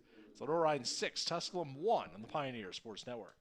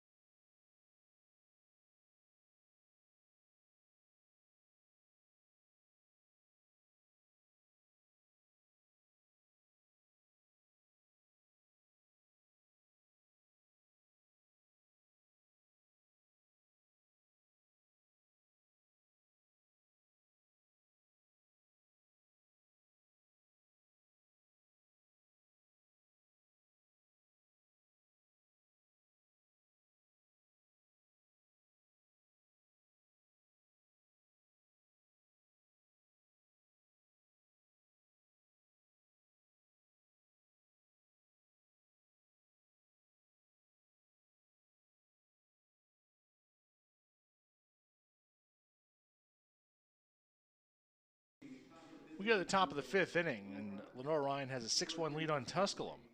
It'll be Anthony Perino, the first baseman, leading off for the Bears. Perino had an RBI single in the second inning and scored a run, and also has struck out.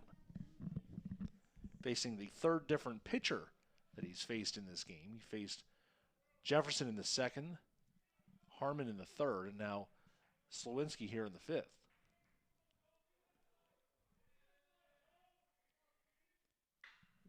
Lines this one foul, left side, towards the Lenoir-Rhyne bullpen. 1 strike to count to Perino. Perino, Uri, and Collette do for the Bears here in the fifth.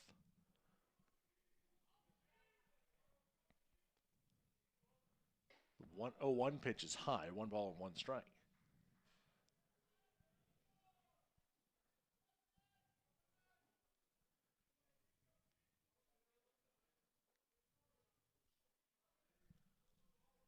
The pitch off the plate, 2-1.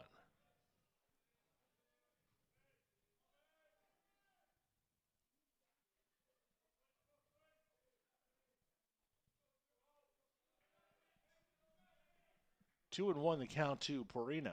The pitch inside, 3-1.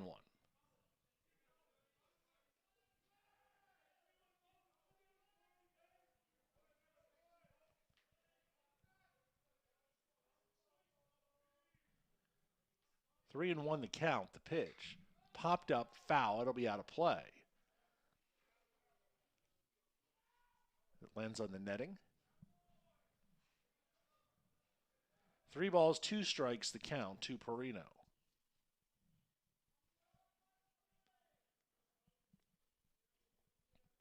Last inning was the first inning of the game where the Bears did not get their leadoff man on base. The leadoff man had gotten on and scored in each of the first 3 innings. Last inning, leadoff man grounded out. The Bears didn't score. A little bit of a coincidence there, don't you think? And leadoff man is down on strikes here in the 5th inning. Keep that leadoff man on off base, and good things can happen. Perino down on strikes for the second time, 1 out here in the 5th. And Brett Uri, the designated hitter, comes to the plate. Uri has sacrificed and reached on an error in the 3rd inning, wound up scoring a run on the 2-run single by Bell.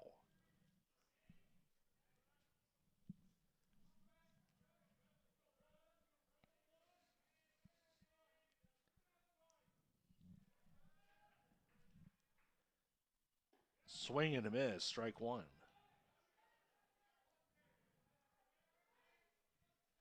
One strike the count to Uri.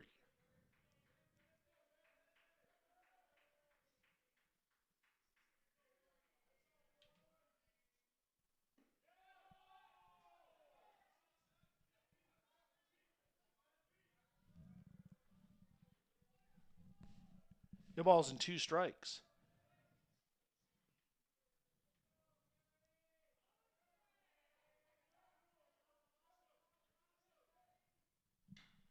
Bounce foul at the plate, still 0-2.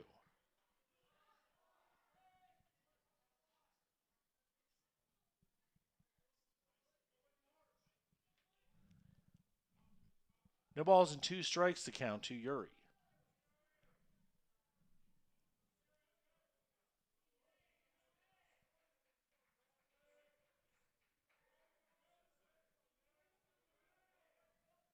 Swing and a miss, strike 3. Back-to-back strikeouts for Slowinski. He struck out 3. And there's 2 outs here in the 5th. The left fielder, Braden Collette, will come to the plate. Collette has hit a 2-run home run and walked.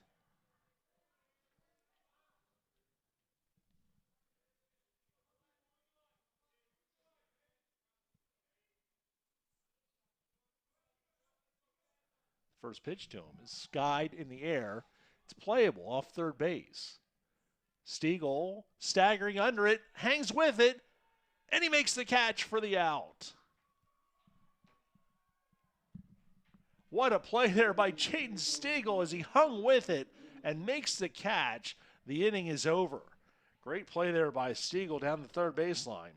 It's a 1-2-3 inning for Slowinski here in the 5th. We head to the bottom of the 5th. We're halfway home. It's Lenoir-Rhyne 6, Tusculum 1 on the Pioneer Sports Network.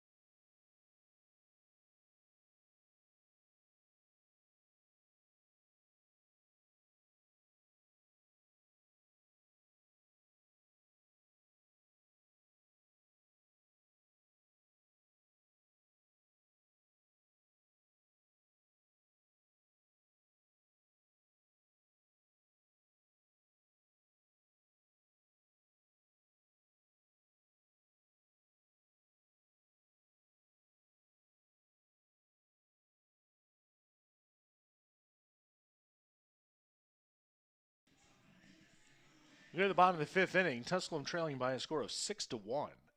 It'll be Fernandez, Keener, and Reynolds due up here in the 5th inning for the Pioneers against Lenoir-Rhyne starter Joshua Lanham, who's allowed 4 hits and 1 unearned run through 4 innings with 5 strikeouts and 2 walks. Lanham has thrown 70 pitches so far. Lenoir-Rhyne 6 runs, 6 hits, 2 errors. Tusculum 1 run, 4 hits, and 1 error.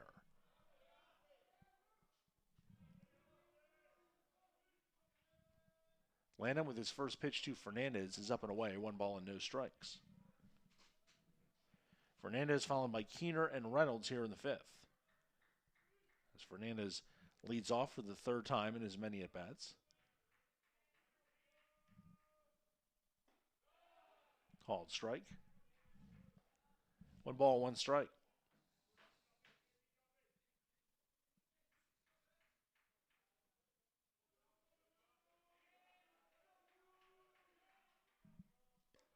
Inside, 2-1.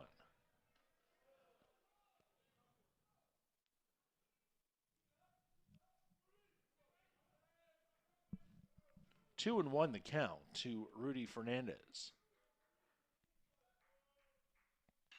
Line towards right field. Bell to his right makes the catch for the out. Fernandez hit that one on the nose, but Bell makes the catch for the first out. As this one just hangs up there long enough for Bell, who is shading towards right center field, to make the catch for the first out. Zane Keener, the left fielder, bats for the Pioneers. Keener has singled and flied out.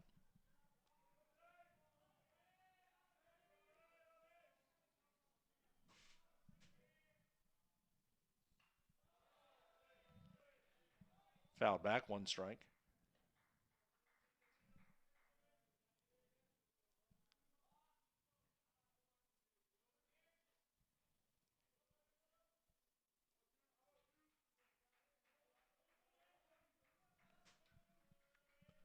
One strike the count to Keener.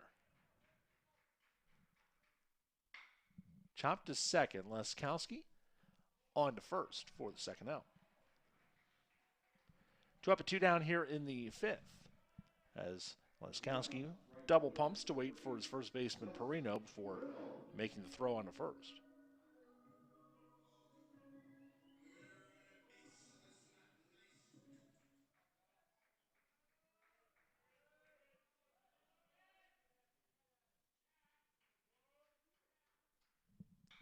Line foul, 1 strike.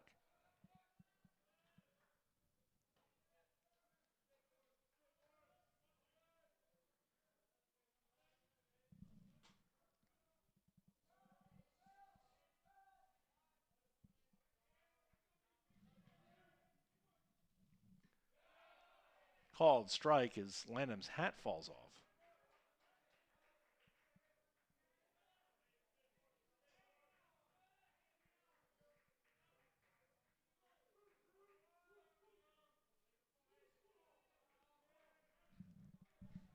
Nothing in 2 the count. The pitch is high, 1-2.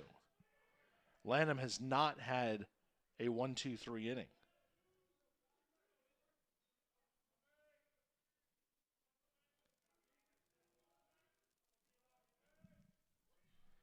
One ball and 2 strikes to count to Wes Reynolds, who is into a fielder's choice and singled. The pitch. Right back up the middle into center field for a base hit. As Reynolds put that one right through the box. And he's got his second hit in the game.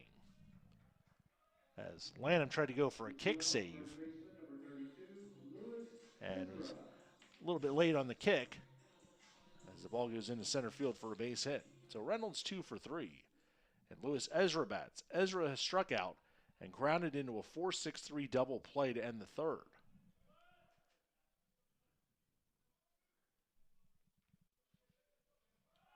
Runner goes. The pitch is a ball. The throw is late. It's a stolen base for Reynolds. For Wes Reynolds, his 2nd steal of the season. He got a big jump. Good pitch to throw on, but Reynolds just beat it. His up and away fastballs are great for catchers trying to throw runners out, but he had no shot. 2 balls and no strikes to count to Ezra.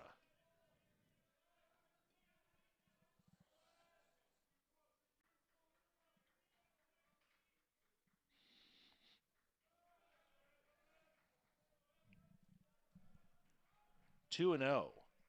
The pitch popped up and it's out of play. 2 balls, 1 strike to Luis Ezra.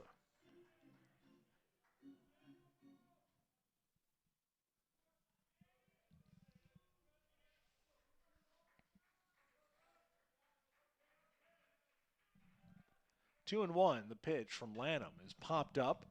Foul is drifting out of play, and it will land on top of the Lenoir-Rhyne dugout and hop back into the 9th row.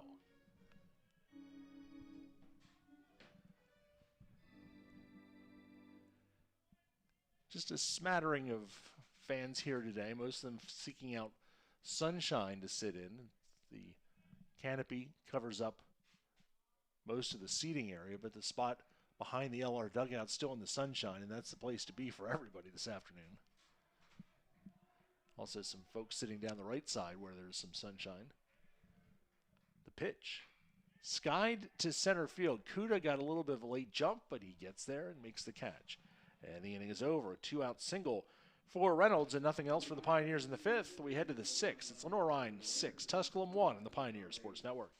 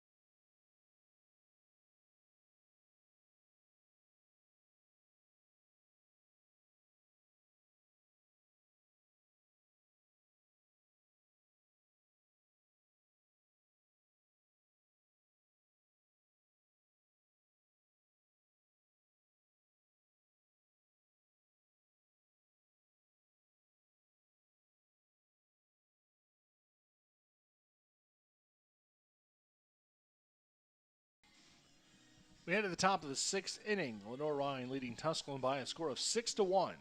The final of this 3-game series here from Pioneer Park. Glad you could join us this Sunday afternoon on the Pioneer Sports Network. Jim Miller with you, our producer this afternoon, Alex Perez. Chilly at the ballpark this afternoon. Temperatures in the mid-40s right now, but it beats snow.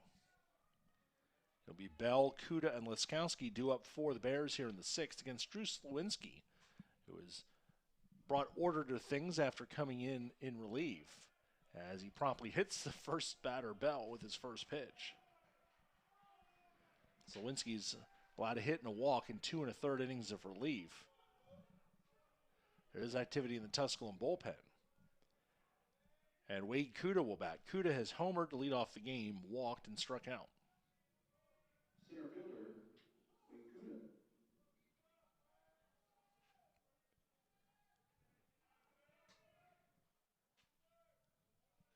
Slawinski had retired 7 of the last 8 batters before that. Kuda bunts it, and it stays, goes foul.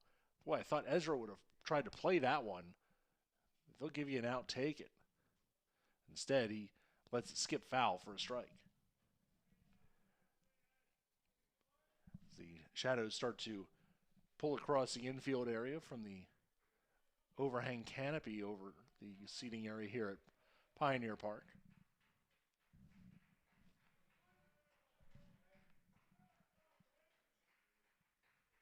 The pitch. Inside corner, strike 2. No balls and 2 strikes to count to Wade Kuda.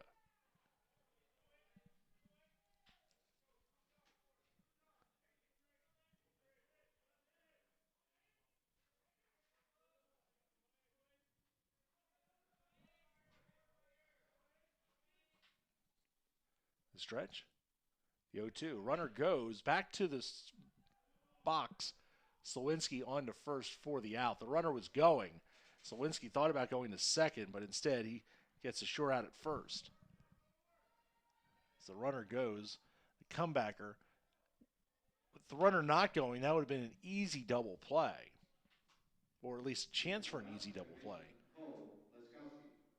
Laskowski comes to the plate. Laskowski has flied out, been hit by a pitch, and grounded out. Laskowski familiar with playing in this ballpark. We'll explain. And he takes that one low for a ball. Laskowski played last year at Niagara County Community College up in New York. And his team made it to the NJCAA Division III Baseball World Series, which is played here at Pioneer Park over Memorial Day weekend. Played 6 games in the tournament last year. His team finished as the national runner-up. He was 6 for 21 with 3 RBIs in those 6 games.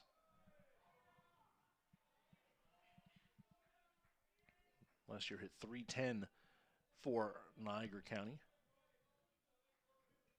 And now he's at Lenoir-Rhyne.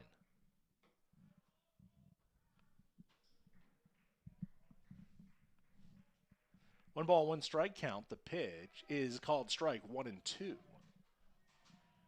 1 ball and 2 strikes to count to Cole Laskowski. Kuda on it. Kuda moving the runner, Bell, up to second base with that ground out.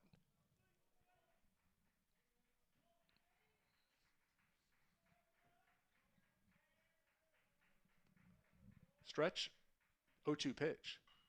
Fouled into the Bears dugout. And out.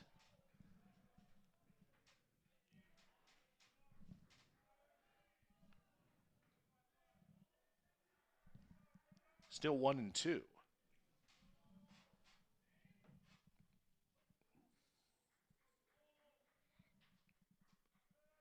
Slawinski with the stretch and the pitch.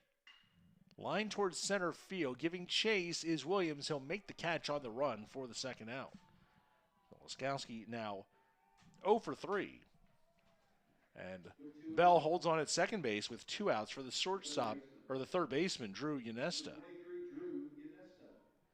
Yanesta is 0 for 2 officially. He's grounded out, struck out, and walked.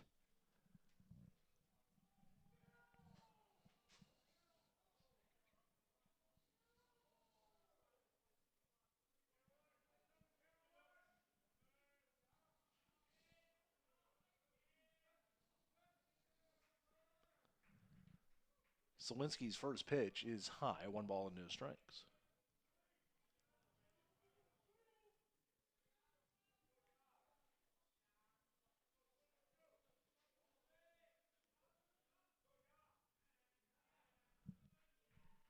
Want to know the count to Drew Yanesta. Slawinski's pitch, chopped to third. Stiegel has it on a big hop. Throw across is wide and gets past Ezra and goes down the right field line. In to score is Bell. Heading to third base is Yanesta. Ezra's throw across is late. And Yanesta's safe all the way at third base on the error. Bell scores, and it's 7-1.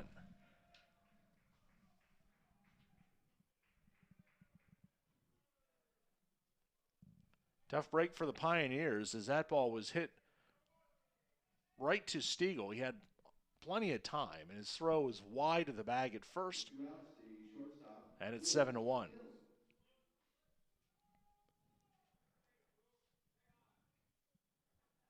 So another error by the Pioneers. Now 3 unearned runs on the board for Lenoir-Rhyne. Of course, Tusculum's run was unearned too. But those are little things that sometimes have a big impact. Inside, as jumping out of the way, is the shortstop Luis Attilis, who's batting. Attilis has grounded out, singled and scored, and flied out. Tusculum has now made 43 errors in 21 games.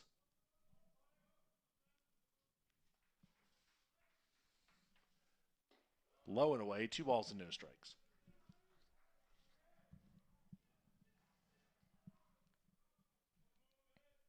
especially on a play like that. If you throw it away, like from shortstop or third base, and it goes down that line, that's third base automatically, because there's a lot of room in foul territory here. Swing and a miss, 2-1.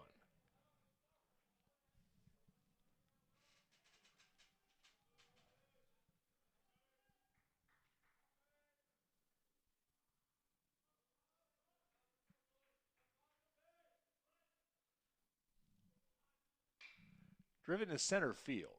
Williams drifting back towards the warning track, and he'll make the catch right in front of the track for the third out.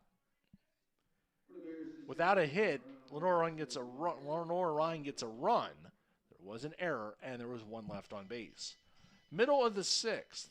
The love is gone for the Pioneers so far, but they'll try and get it back as they trail the Bears 7-1 on the Pioneers Sports Network.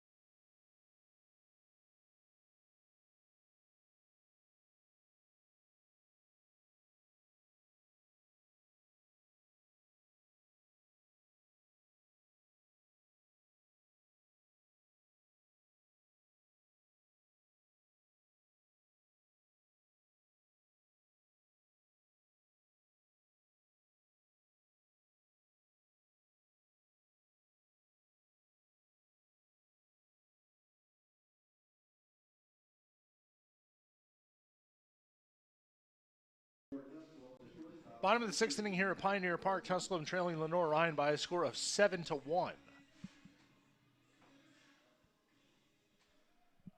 We'll update you on the Southland Conference baseball scoreboard in a moment.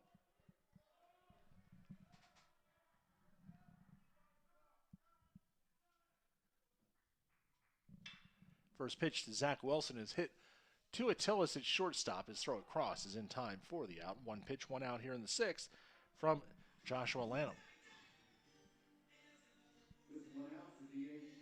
As Wilson hit the big one hopper to Attilis, and his throw across was there for the out. And Will Samuelson, the designated hitter, will bat. Samuelson's 0 for 2. He struck out and flied out as the shift goes into effect. Taken low for a ball.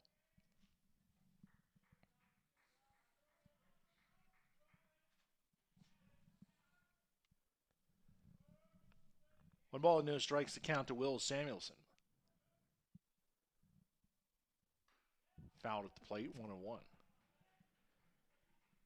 The final Anderson game one of their doubleheader. Anderson beats Catawba 5-4 in game one. Catawba had 2 on and 1 out in the ninth, but Anderson got out of the jam. A couple home runs, one to tie it, one to give them the lead. Fouled away by Samuelson, 1-2. Greg Brown started for Catawba. Went into the seventh inning for faltering, and then they got to the Catawba bullpen, did the Trojans. So Anderson gets his first conference win of the season. Catawba drops to 2-2 in the league. They'll play another one this afternoon and then one tomorrow.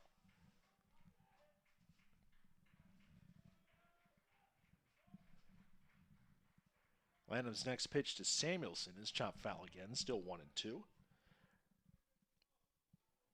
Newberry beats UVA Wise 15-3 in game one of their twin bill. That's a doubleheader at Newberry with UVA Wise as the designated home team. Newberry's taken the first 2 games of that series. Newberry now 5-0 in the conference. UVA Wise drops to 1-7. Up and away, 2-2.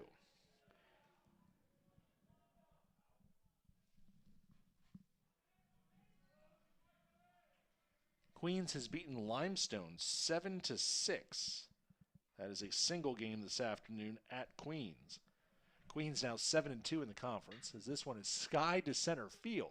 Kuda going back towards the wall, and he makes the catch at the warning track for the out. Samuelson gave that one a bolt to center field. He got way under one his last time up. And Kuda got back there right into the warning track to make the catch for the second out. Jaden Stiegel comes to the plate. Stiegel has walked and singled, and he has scored the Pioneers' lone run. So Queens beats Limestone 7-6. Queens now 7-2 in the conference. Limestone 1-8.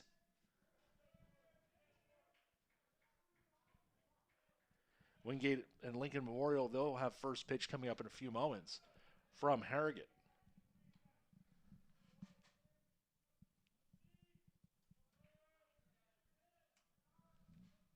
We'll follow that one.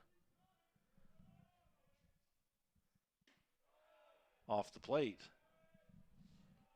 to Stiegel. 2 balls and no strikes. In a non-conference game, game 1 of a doubleheader, Francis Marion beat Coker 8-3. And game 2 is in the first inning, no score. 3-0 the count to Stiegel.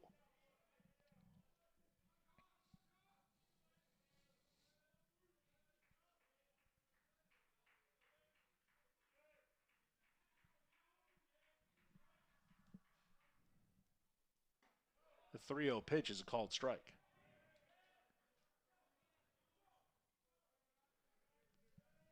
Three balls and 1 strike the count to Jaden Stiegel. Lanham approaching 100 pitches. The bullpen is stirring. Ball 4. So Stiegel and McCauley have been the thorns in the side along with Reynolds for Lanham today. Stiegel's reached base all 3 times. 2 walks and a single.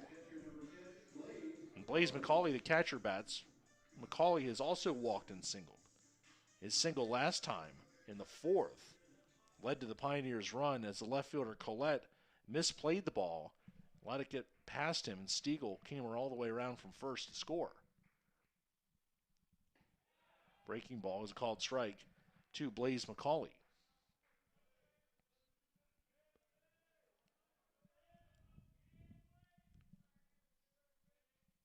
Lanham with the stretch. And the pitch. Swing and a miss. 0-2. Lanham's next pitch will be his 100th of the afternoon.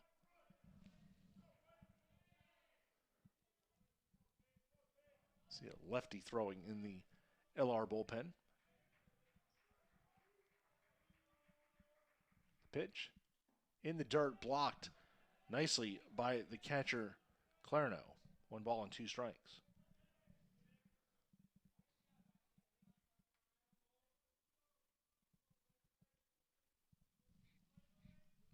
One and 2 the count to Blaze McCauley.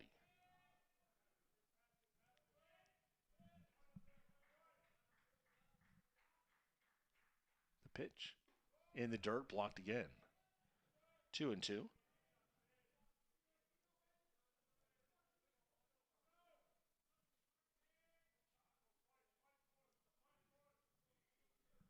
Two balls, 2 strikes the count to McCauley. Lanham with the pitch. Off the plate, 3-2. 3 balls and 2 strikes. Stiegel will be off with the pitch with 2 outs here in the 6th.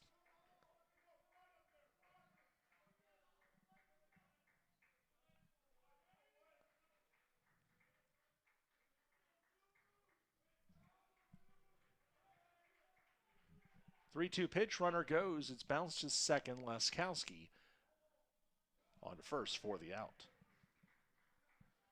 2-out walk and nothing else for the Pioneers in the 6th. We go to the 7th. It's Lenoir-Rhyne 7, Tusculum 1 on the Pioneer Sports Network.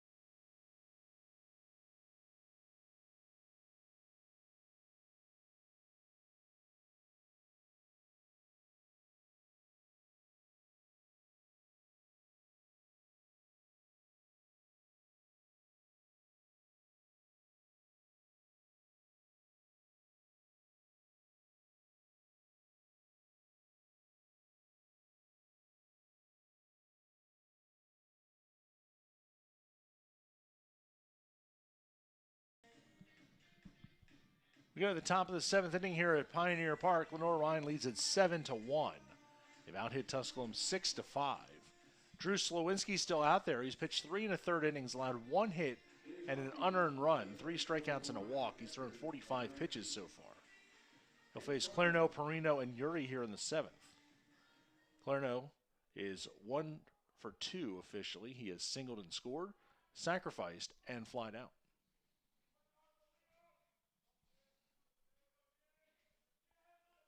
Slowinski's first pitch is taken low for a ball, 1-0. Mass exodus on its way to the Tusculum bullpen.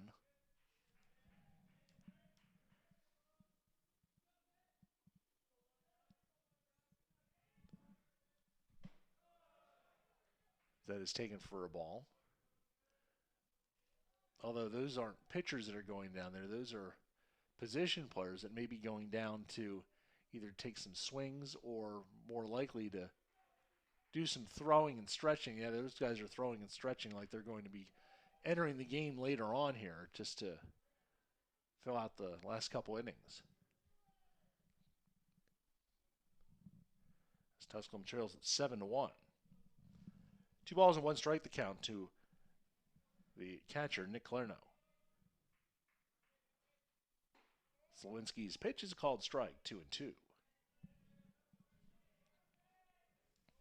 Tusculum will be on the road for their next 8 games, starting Tuesday at Young Harris. High, 3-2. And then Friday and Saturday next weekend at Newberry for a 3-game series with the Wolves. And then a single game at Lee on Tuesday the 22nd. And then a 3-game series at Coker, 25th and 26th. 3-2 the count, the pitch. Hit to center field. Williams to his right. Makes catch for the out. So we'll see if the pattern continues. 4 out of the 7 innings, LR's gotten their leadoff man on base, and they've scored in each of those innings.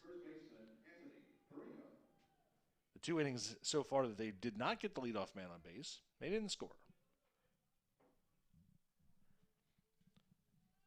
At the plate now is Anthony Perino, the first baseman. He has singled in a run, scored, and struck out twice.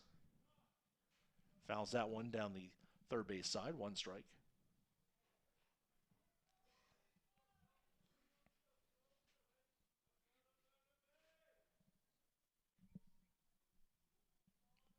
One strike the count to Perino.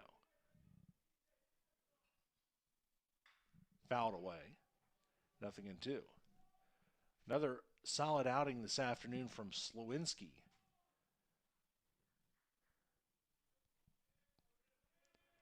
Seen him pitch a few times this season and feel like he could be one that could be a starter as that pitch is taken for a ball. And it's entirely possible that he may be working today to stretch out a little bit to be into the starting rotation. We'll see what the coaches decide on as that pitch is in the dirt, 2-2. You did make a start in Florida back on February the 6th against Lynn. You have 3 earned runs in 3 innings on 6 hits and a 9-1 loss. Since then, he's been pitching out of the bullpen. He's been a long reliever. He's been a multi-inning guy.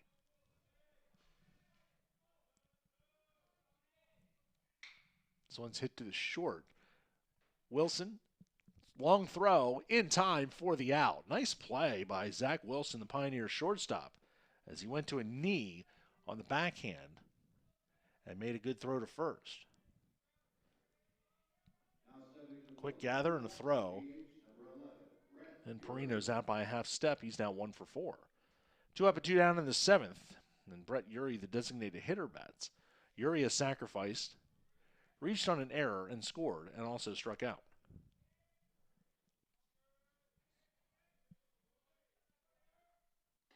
First pitch from Slowinski is a called strike.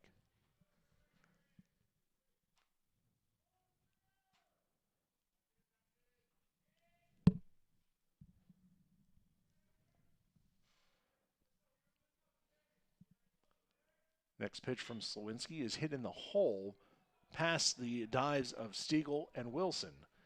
And Uri has found himself a single. His first hit of the game. 7th hit for the Bears. And Uri is a 2-out base runner for the left fielder Braden Collette.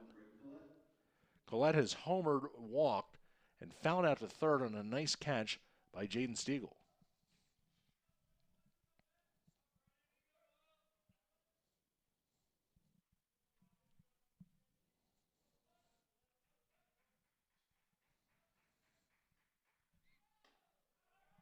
Pitches a ball, snap throw to first. Back safely on the dive is Uri.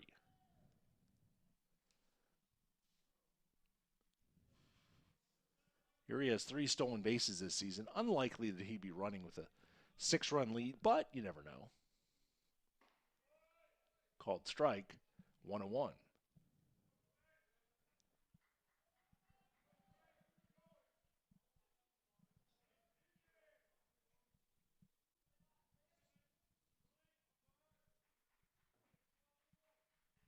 One and one the count. The pitch. Called strike, 1-2.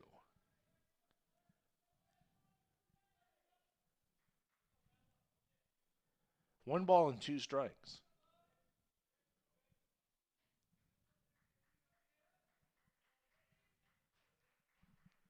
Pitch. High and away, 2-2.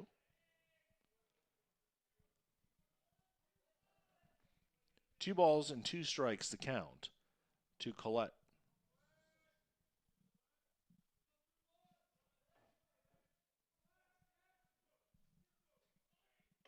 Runner goes, pitches high, the throw to second, in time. Great tag by Rudy Fernandez at second base. And Uri is out stealing for the 3rd out.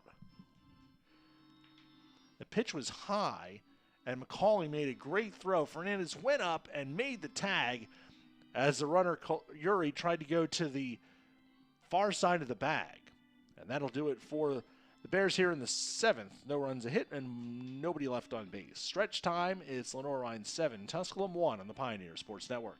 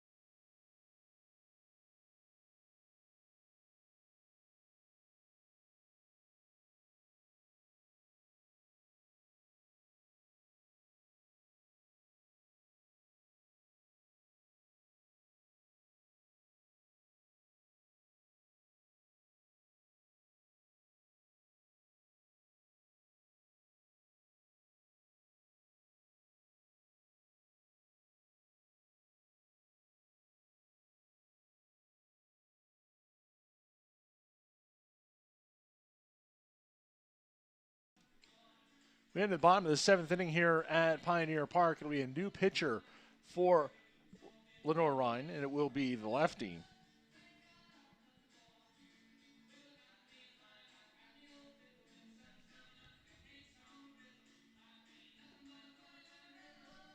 It'll be left-hander Joey Cobb. Cobb, 5'11", 165-pound sophomore out of Denver, North Carolina. Cobb making his 8th appearance of the season. He has started 2 games. 1-1 record, a 3.18 earned run average, 11 in a third innings, 8 hits, 4 earned runs, 9 walks, 18 strikeouts in 11 in a third innings. Opponents hitting .211 against Joey Cobb. Cobb did not pitch in the doubleheader on Friday. So the book is closed on Lanham. Joshua Lanham, 6 innings pitched, 5 hits, 1 run. It was unearned. 3 walks, 5 strikeouts. Through 103 pitches, 63 strikes. And he leaves with a 7-1 lead. And Cobb will face Williams, Fernandez, and Keener, the scheduled batters.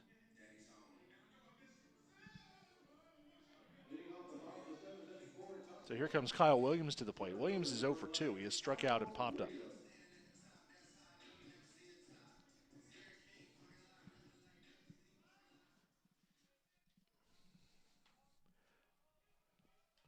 Williams digging in to face Cobb. First pitch is called strike.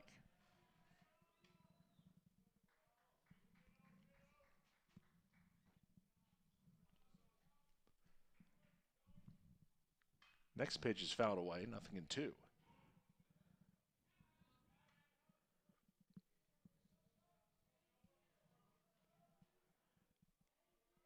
So if the Pioneers cannot mount a rally, they will stay outside the top 8 in the conference standings. As Attilas has the ball behind second, Perino tried for the tag, couldn't do so, and that should be an infield single for Williams.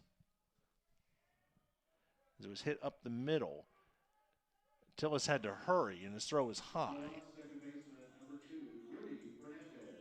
And safe at first is Williams. See, the scoring decision is a base hit.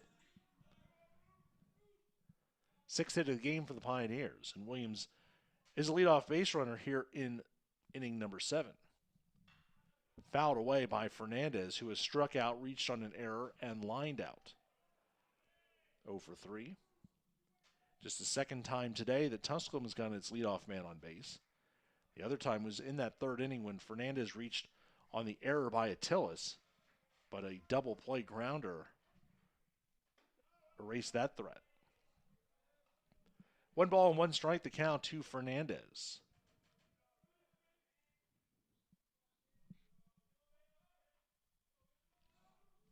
Williams at first base, 2 for 3 in stolen bases. Fouled away, 1-2.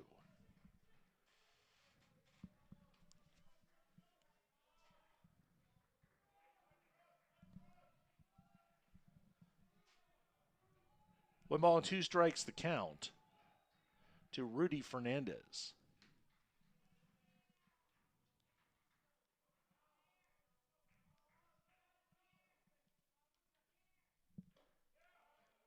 Taken for a ball, 2-2.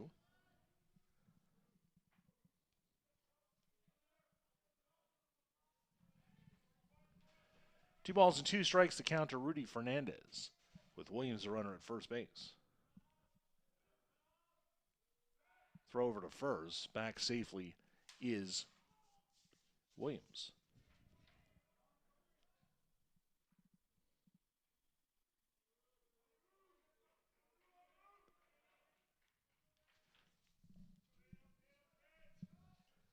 Two-two delivery.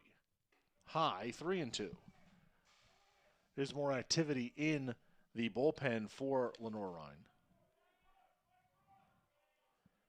Although it's likely that Cobb would stay out there to face the lefties Keener and Ezra, who will be coming up here, and then Samuelson as well, as the Pioneers stagger the lefties through the lineup. 3-2 is a called strike 3. Fernandez is down looking. Second time he struck out. First strikeout for Cobb, 1 out in the 7th. Keener won't bat. Instead, it will be Connor Jurek. Jurek, one of those players who went down to loosen up in the top of the 7th inning. Jurek, the freshman out of Knoxville, 5'10", 165 pounds. Jurek this season is 1 for 10. His 8th appearance of the year.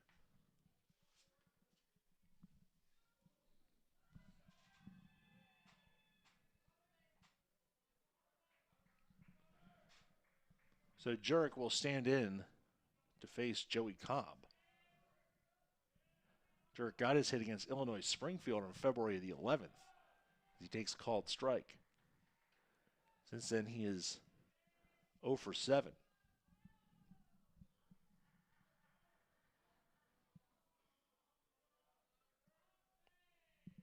All but one of his at-bats this season at home. Throw to first base, and back in safely is Williams.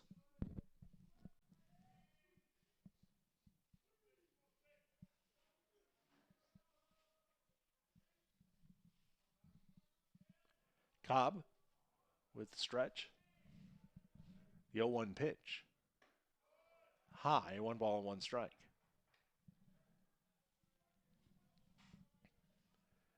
Newberry's off to a 5-0 lead on UVA Wise in Game 2 of their doubleheader at Newberry, with Wise as the home team. Newberry looks to sweep that 3-game series. Cobb's pitch, fouled away. 1-2 strikes the count to Connor Jurek.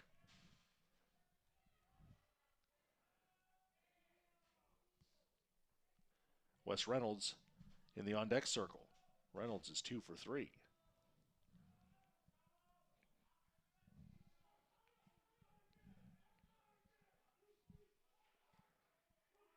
Stretch, the 1-2 pitch, up and away, 2-2.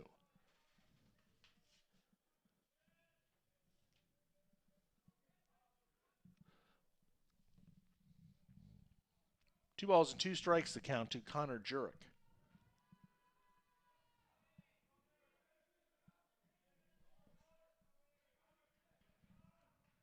The pitch, high, 3-2.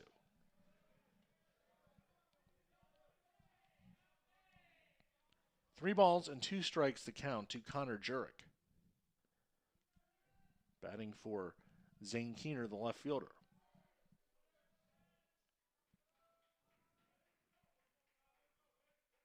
The pitch, foul tip, swing and a miss.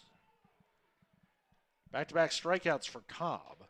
Jurek's out on strikes for the second out of the 7th. Wes Reynolds, the right fielder at the plate. He is hitting a fielder's choice and singled twice, also stolen a base.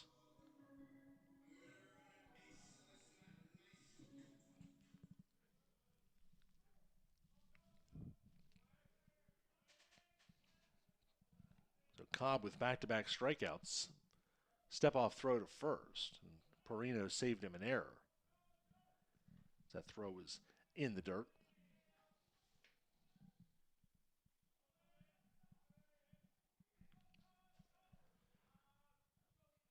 Stretch and the pitch. High. 1 ball and no strikes.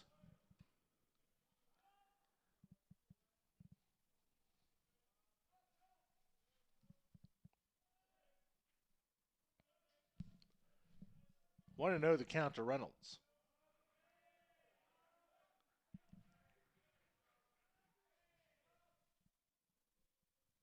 The pitch. Big swing and a miss. 1-1.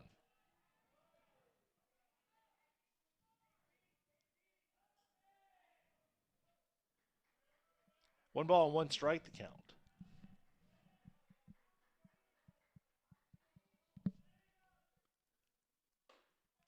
Up and away, 2-1.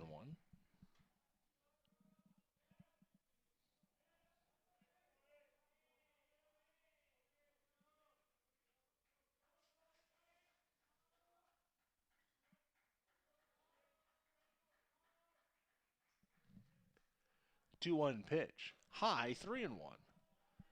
Luis Ezra, the first baseman, waits on deck.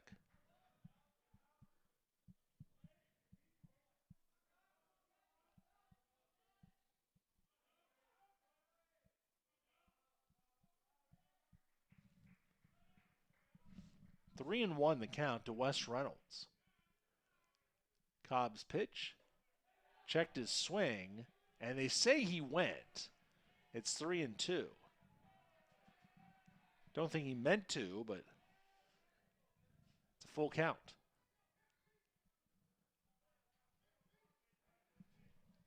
Williams will be off with the pitch with 2 outs as Perino will now play behind the runner.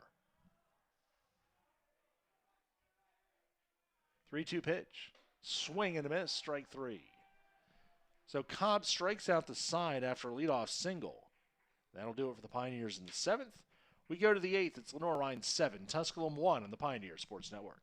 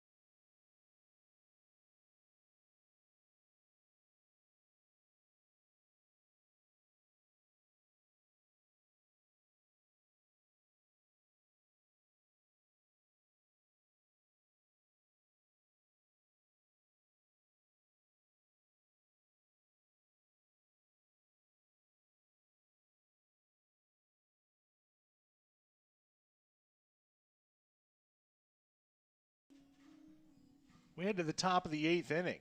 Connor Jurek will stay in the game for the Pioneers in left field. And Drew Slowinski out there for more work. 4 to third innings, 2 hits, no earned runs, a walk, and 3 strikeouts. He's thrown 63 pitches. And this is the pitching activity of a pitcher who may see his role transition next weekend.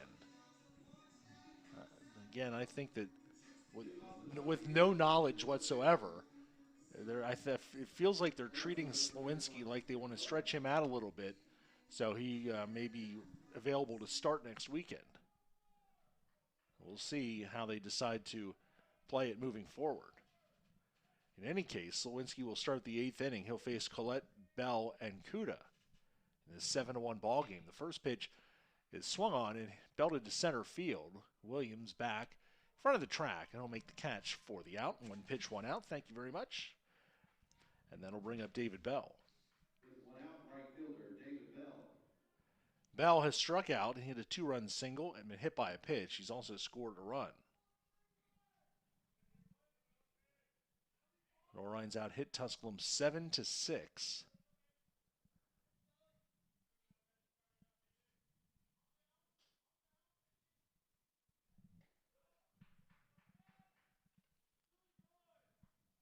Five of the 7 players who reached on hits have scored.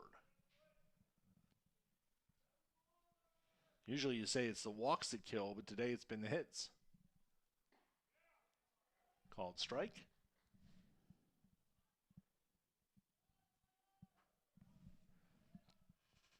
Tusculum pitching today has issued 3 walks.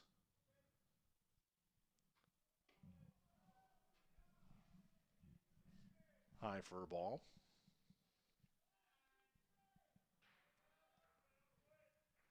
Slowinski has walked 1 so far.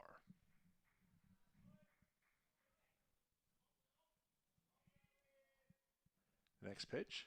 Popped up, that's out of play. 2 balls and 2 strikes the count to David Bell.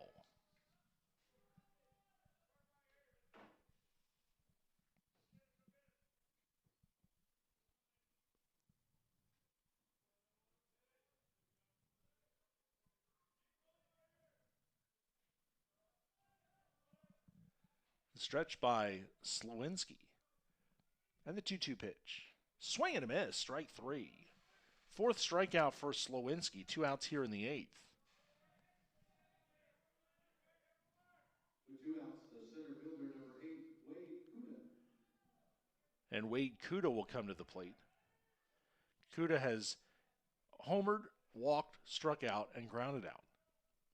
He is 1 for 3 in the game. He's 0 for 2 against Slowinski, who will now go the 3rd time through the lineup. First pitch is popped up. McCauley will give it a look. Will it drift back? It will. And he makes the catch. McCauley stuck with it after he slugged the home plate umpire Michael Carter with his mask, and he hangs with it to make the catch for the out. Nice play behind the plate by Blaze McCauley, and it's a 1-2-3 inning for Drew Slowinski, who's allowed just 2 hits in 5 1/3. Middle of the 8th, it's Lenoir-Rhyne 7, Tusculum 1 on the Pioneer Sports Network.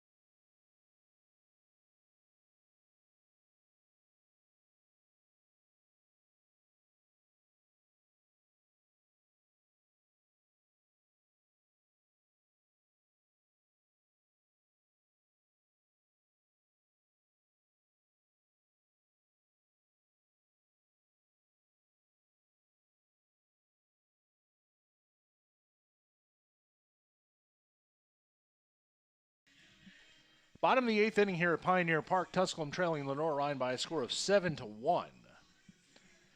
It'll be a pinch hitter to start the 8th inning for the Pioneers, as Britton Robinson has a bat, and he will lead off the inning. Robinson will pinch hit for the first baseman, Ezra. Britton Robinson, a freshman, 5'8", 175 pounds, out of Berea, Kentucky. He's 1 for 16 at the plate this season in 10 games, including 3 starts, and he does have 3 runs batted in. Facing Joey Cobb, who struck out 3 batters in the 7th inning after a leadoff infield single. First pitch to Robinson is taken for a ball, 1-0. Wilson and then Samuelson due up for the Pioneers in the 8th. This one's fouled away.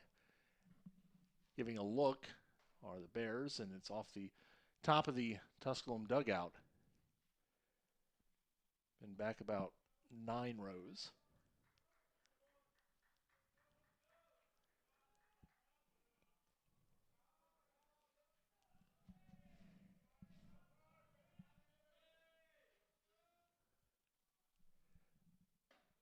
Off the plate, 2 balls and 1 strike to Britton Robinson.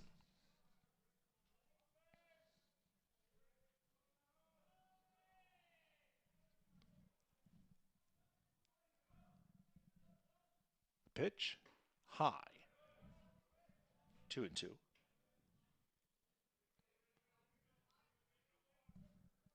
2 balls and 2 strikes the count to Robinson, leading off the 8th inning.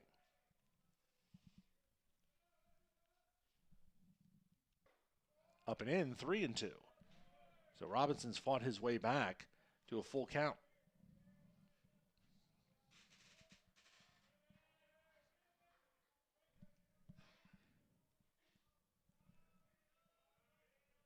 Cobb with the windup, 3-2 pitch. Fouled away.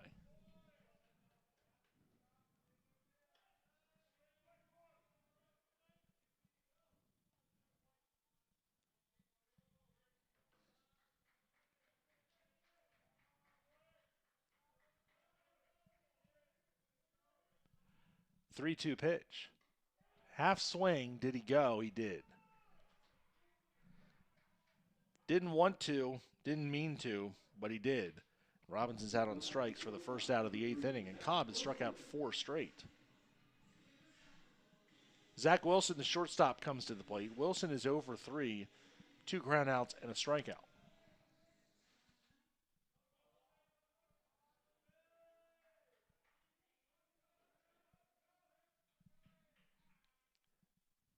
First pitch is up and away, 1 ball and no strikes.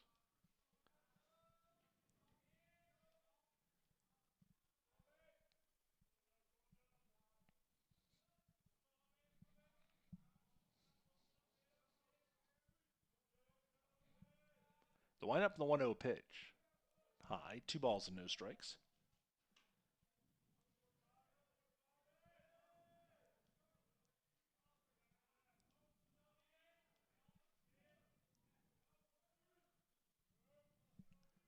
The 2-0 pitch is called strike, 2-1.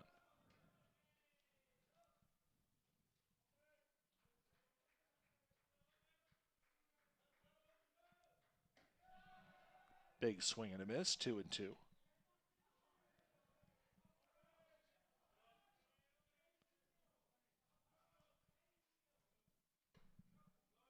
Take it for a ball, it's 3-2.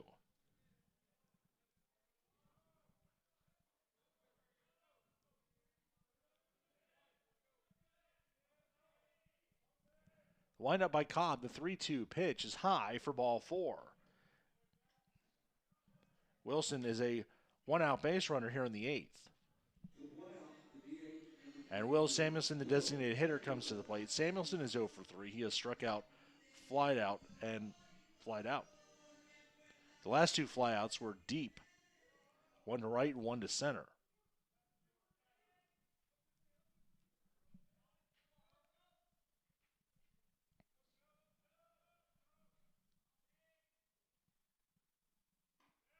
Takes that one high, 1 ball and no strikes.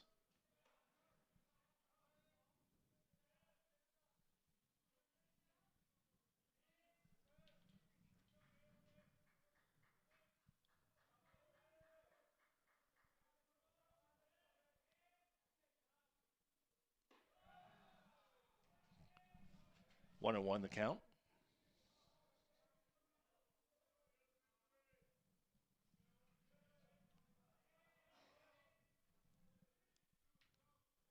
Stretch. The 1-1 pitch. Nub to third. On to second for one. On to first for the double play. Slow developing. But Samuelson nubbed this one to third. Yanesta came up with it. On to Leskowski. Quick turn. And a double play. Actually, that's the shortstop covering. It's a 5-6-3 double play as Attilas had the out at second base. After 8, it is Lenoir-Rhyne 7, Tusculum 1 on the Pioneer Sports Network.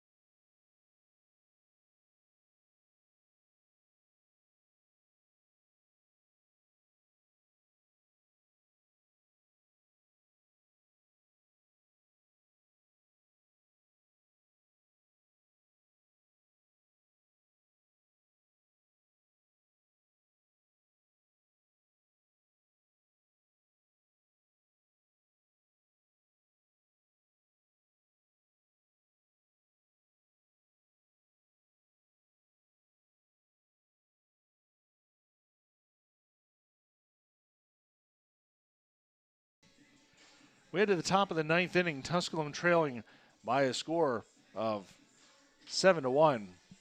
Ryan Kavulik now in the ball game to play at first base for the Pioneers after Ezra was hit for by Robinson. Drew Slowinski still out there. 5 1/3 innings, 2 hits, 1 run, unearned. A walk and 4 strikeouts. He's thrown 70 pitches.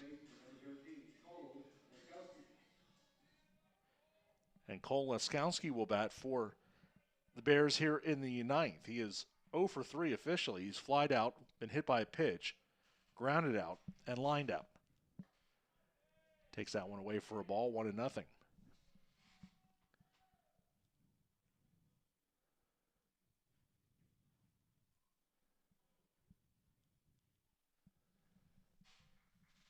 Slowinski's next pitch, check swing. 2 balls and no strikes.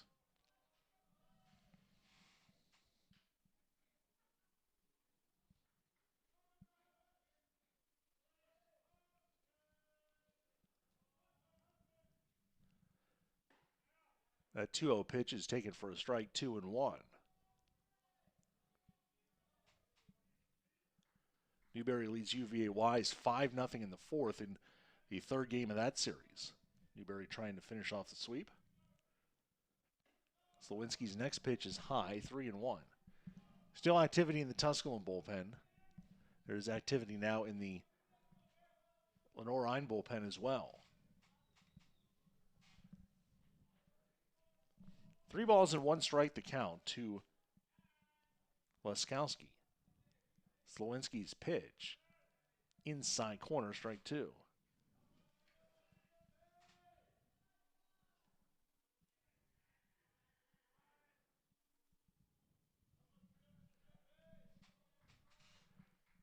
Three and 2 the count. Slowinski's pitch is low, ball 4.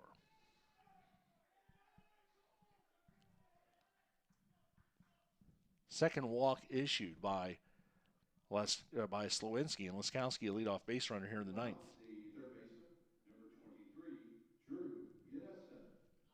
And Drew Yanesta will come to the plate. Yanesta 0 for 3 officially. He is grounded out, struck out, walked, and reached on an error.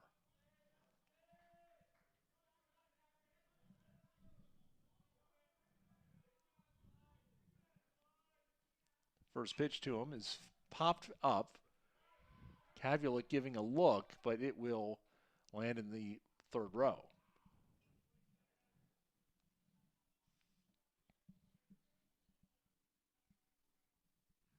One strike to count to Ionesta.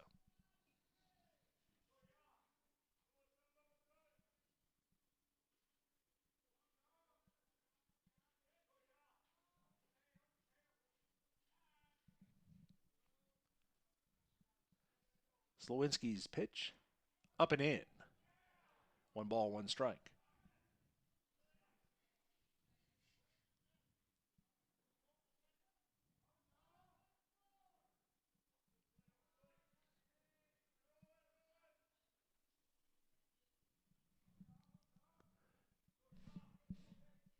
Slowinski's 1-1 delivery is up 2-1. Approaching 80 pitches, might be running out of steam here, but he's given the Pioneers 5 1/3 solid innings. Came in the third inning. He's still out here in the ninth.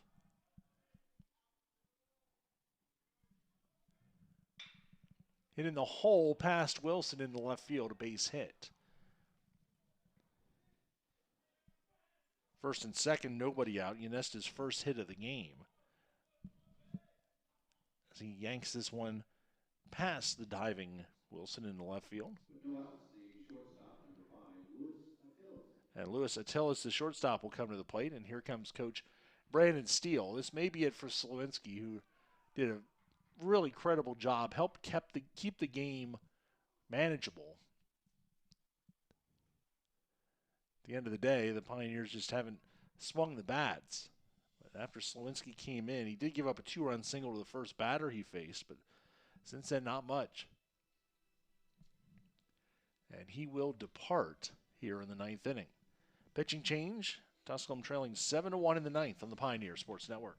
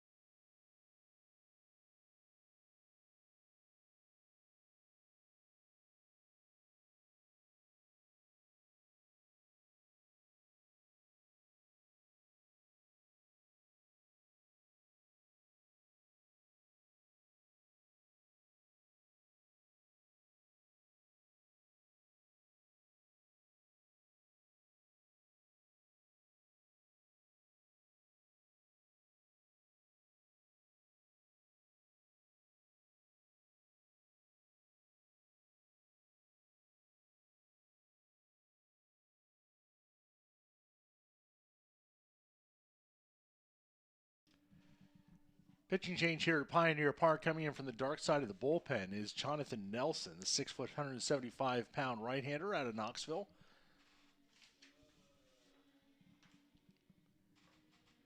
Nelson, making his 5th appearance of the season, no record, a 5.68 earned run average. 6 1/3 innings, 9 hits, 4 earned runs. 2 walks, 4 strikeouts. Opponents hitting .360 against Nelson. Nelson last pitched against Young Harris on February 22nd in a 10-1 loss. Inning and a third, gave up 3 hits and no runs, a walk and a strikeout. Nelson last season pitched 5 games, 5 innings, to a 7.20 ERA. He will go to work here against Attilas, the shortstop for Lenoir-Rhyne. Attilas has grounded out, singled, flied out, and scored a run. 7-1, Lenoir-Rhyne will have Slowinski's line once it goes final. The first pitch is outside for a ball, 1-0.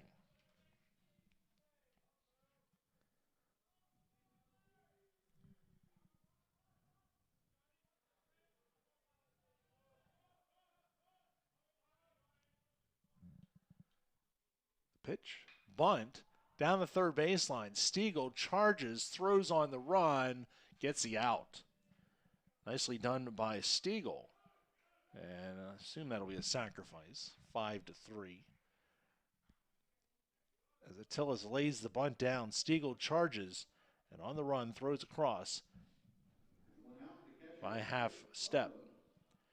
Laskowski on to third, Ionesta to second. And Nick Clarno, the catcher, will bat. He has singled and scored, sacrificed, and flied out twice. Low and away, 1 ball and no strikes.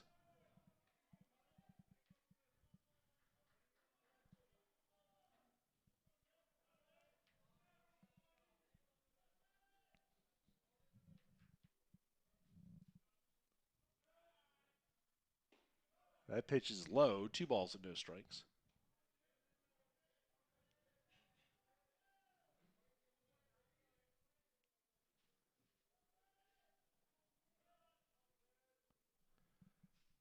Two and 0. Nelson's pitch, up and in, called strike. 2-1.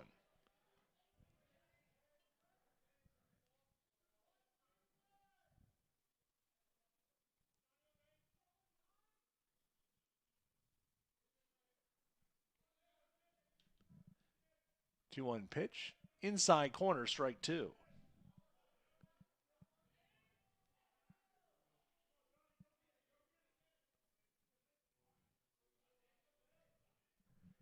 Two and 2 the count to Clarno.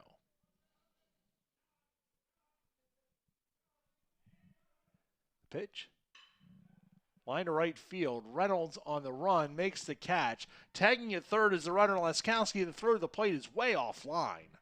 And Laskowski scores. It's a sacrifice fly for Clarno, and it's an 8-1 lead. Reynolds made the catch, came up throwing, and his throw is about 25 feet up the line. And that run will go against Slowinski's record. And with 2 outs, it'll be the first baseman, Anthony Perino. Perino has singled in a run and scored, struck out twice, and grounded out.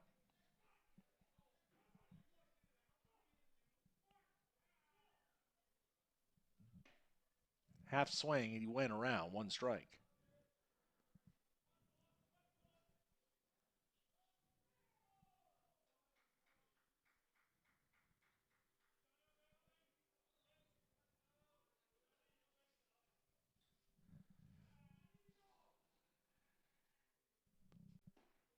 Next pitch is low, 1-1.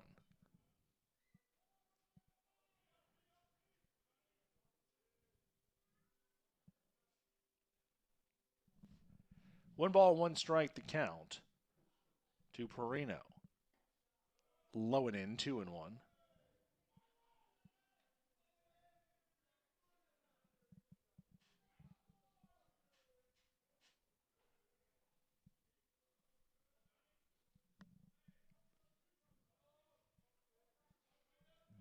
Two balls and 1 strike.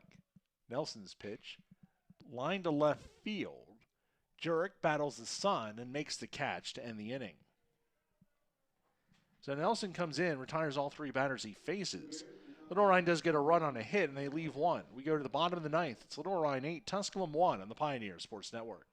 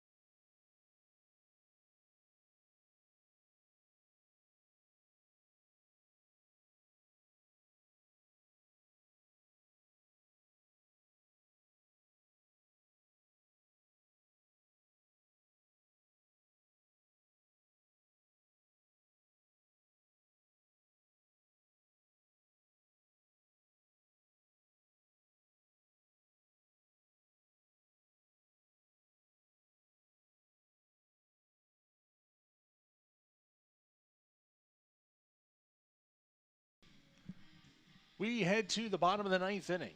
Final game of this series, and Lenoir-Rhyne will turn to right-hander Braden Houston to try and close it out. Houston, junior out of Iowa City, Iowa, 6'1", 190 pounds. Houston making his ninth appearance of the season, 2-0 record with a save and a 0 ERA. 7 and a third innings, 2 hits, no runs, no unearned, no earned, 0. 3 walks, 12 strikeouts. Opponents hitting .087 against Braden Houston. Houston making his first appearance of the series. And he will try and close this one out for the Bears, who are looking to pick up their 23rd win of the season, go to 5-1 in the conference.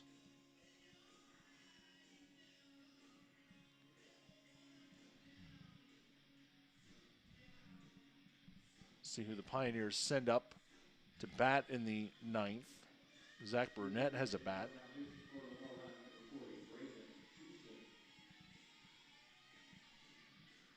Lenoir-Rhyne 8 hits in the game. Tusculum was 6. And remarkably, the pattern held up the entire game. Lenoir-Rhyne scored in the first, second, third, sixth, and ninth. Each of those innings, their leadoff man got on base and would score. The 4 innings they didn't score, the 4th, 5th, 7th, and 8th, the leadoff man didn't get on base. Sometimes baseball really is that simple. And the run in the ninth on the walk to Laskowski, the only walk to score for the Bears today, although they did have a hit batsman that scored a run as well. Bottom of the ninth, it's Jaden Stiegel leading off for the Pioneers. He's reached safely all 3 times with 2 walks and a single, and he has scored the only run for the Pioneers. Low, 1 ball and no strikes.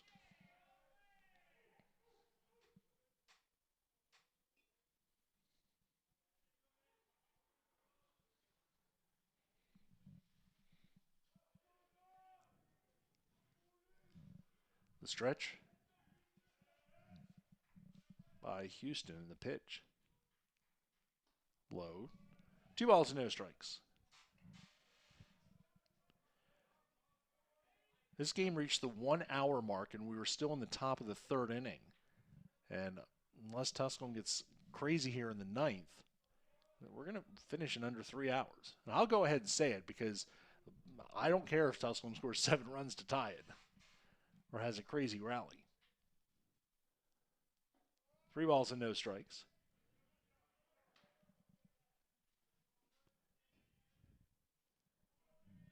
Stiegel has walked twice, on the cusp of walking a 3rd time.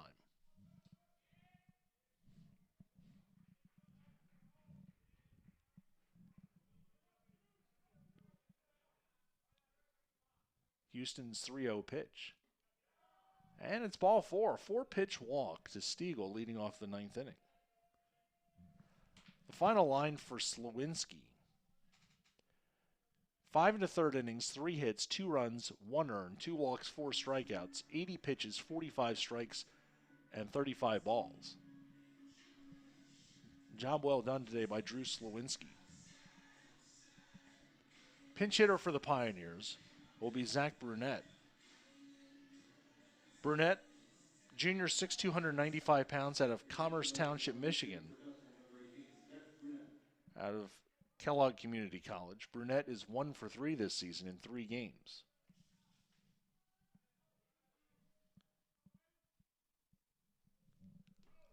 And he takes that one low for a ball, 1-0.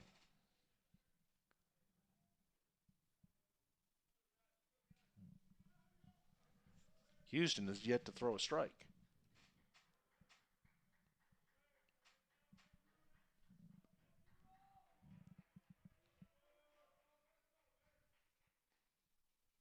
Pitch.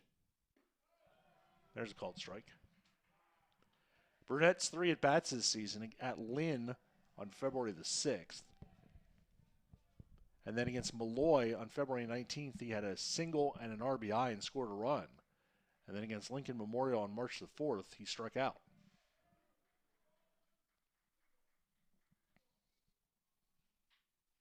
Pitch to him. Called strike, 1-2.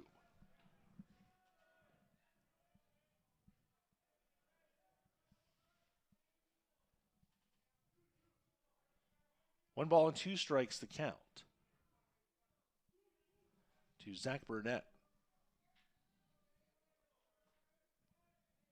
Houston's pitch, he spiked that one up there. It's 2-2.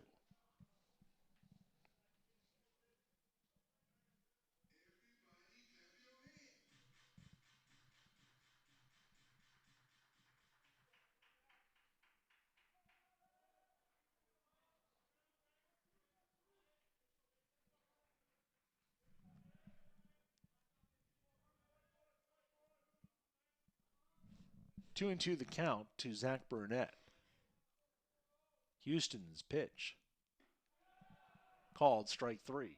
Oh, no, it's not. It's just off the plate. Oh, it is called strike 3.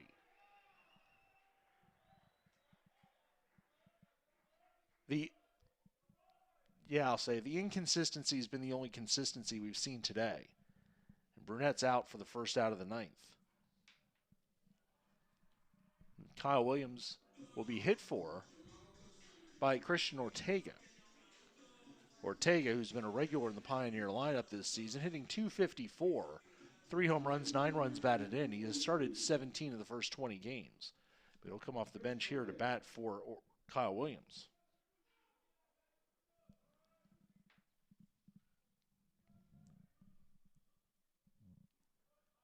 First pitch is in the dirt, 1 ball and no strikes.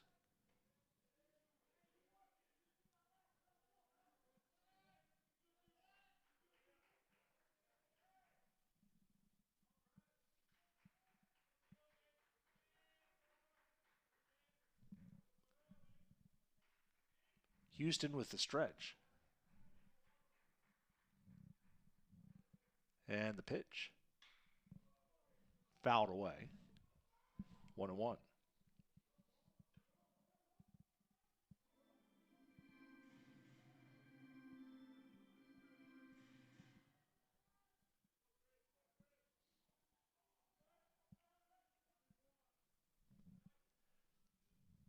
One ball, 1 strike, the count to Christian Ortega.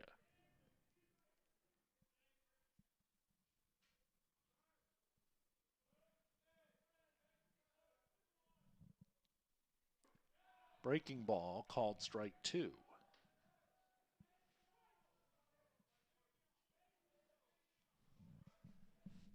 One ball and 2 strikes to count to Ortega.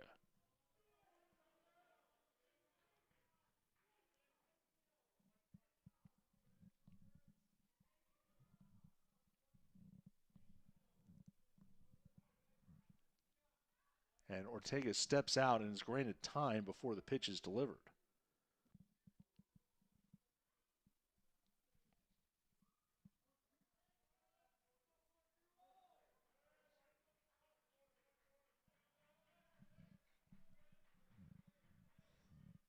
Pitch, swing and a miss. Strike 3.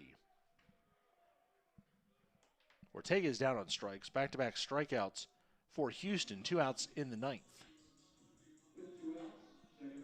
Last chance for the Pioneers is second baseman Rudy Fernandez. Fernandez has struck out twice, been safe on an error, and lined out. He is 0 for 4.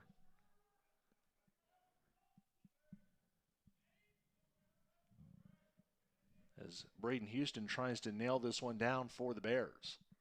The pitch. Low and in, 1 ball and no strikes.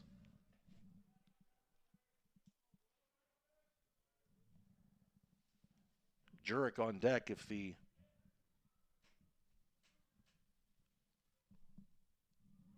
game is able to stay alive. Pitch from Houston is chopped foul at the plate. 1 ball and 1 strike.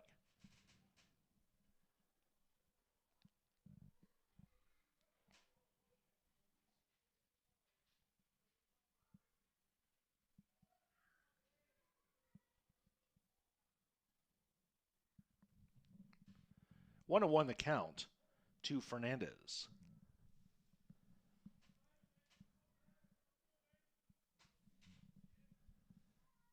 Houston's pitch. It's called strike 2. 1 ball and 2 strikes the count to Rudy Fernandez.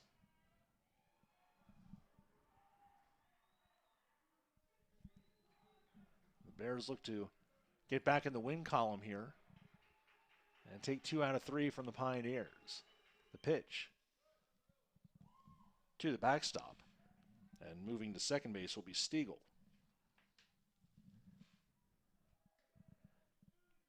Two balls, 2 strikes the count to Fernandez.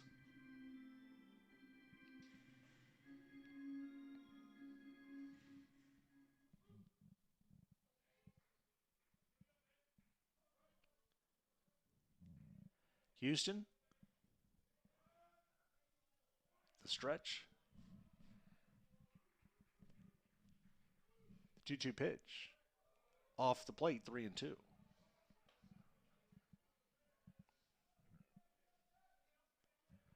Three balls, 2 strikes to Rudy Fernandez.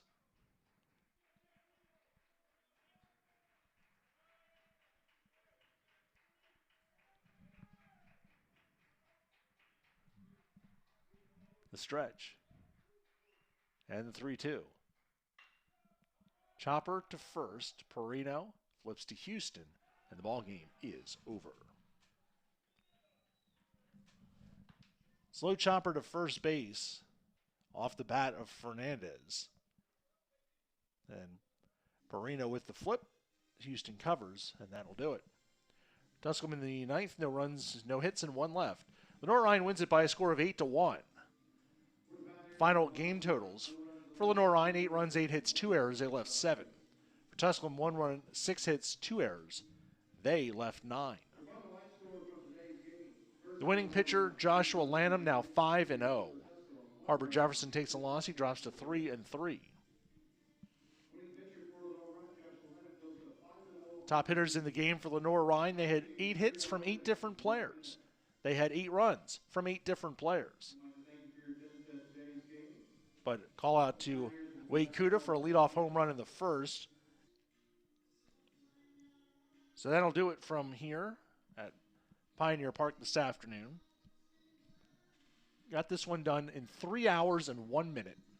Good job, everybody, to pick up the pace after the first few innings went by at a snail's pace.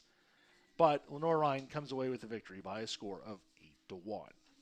For our producer, Alex Perez, I'm Jim Miller. Thanks for tuning in this afternoon on the Pioneer Sports Network. Again, your final score, Lenoir-Rhyne 8, Tusculum 1. You have been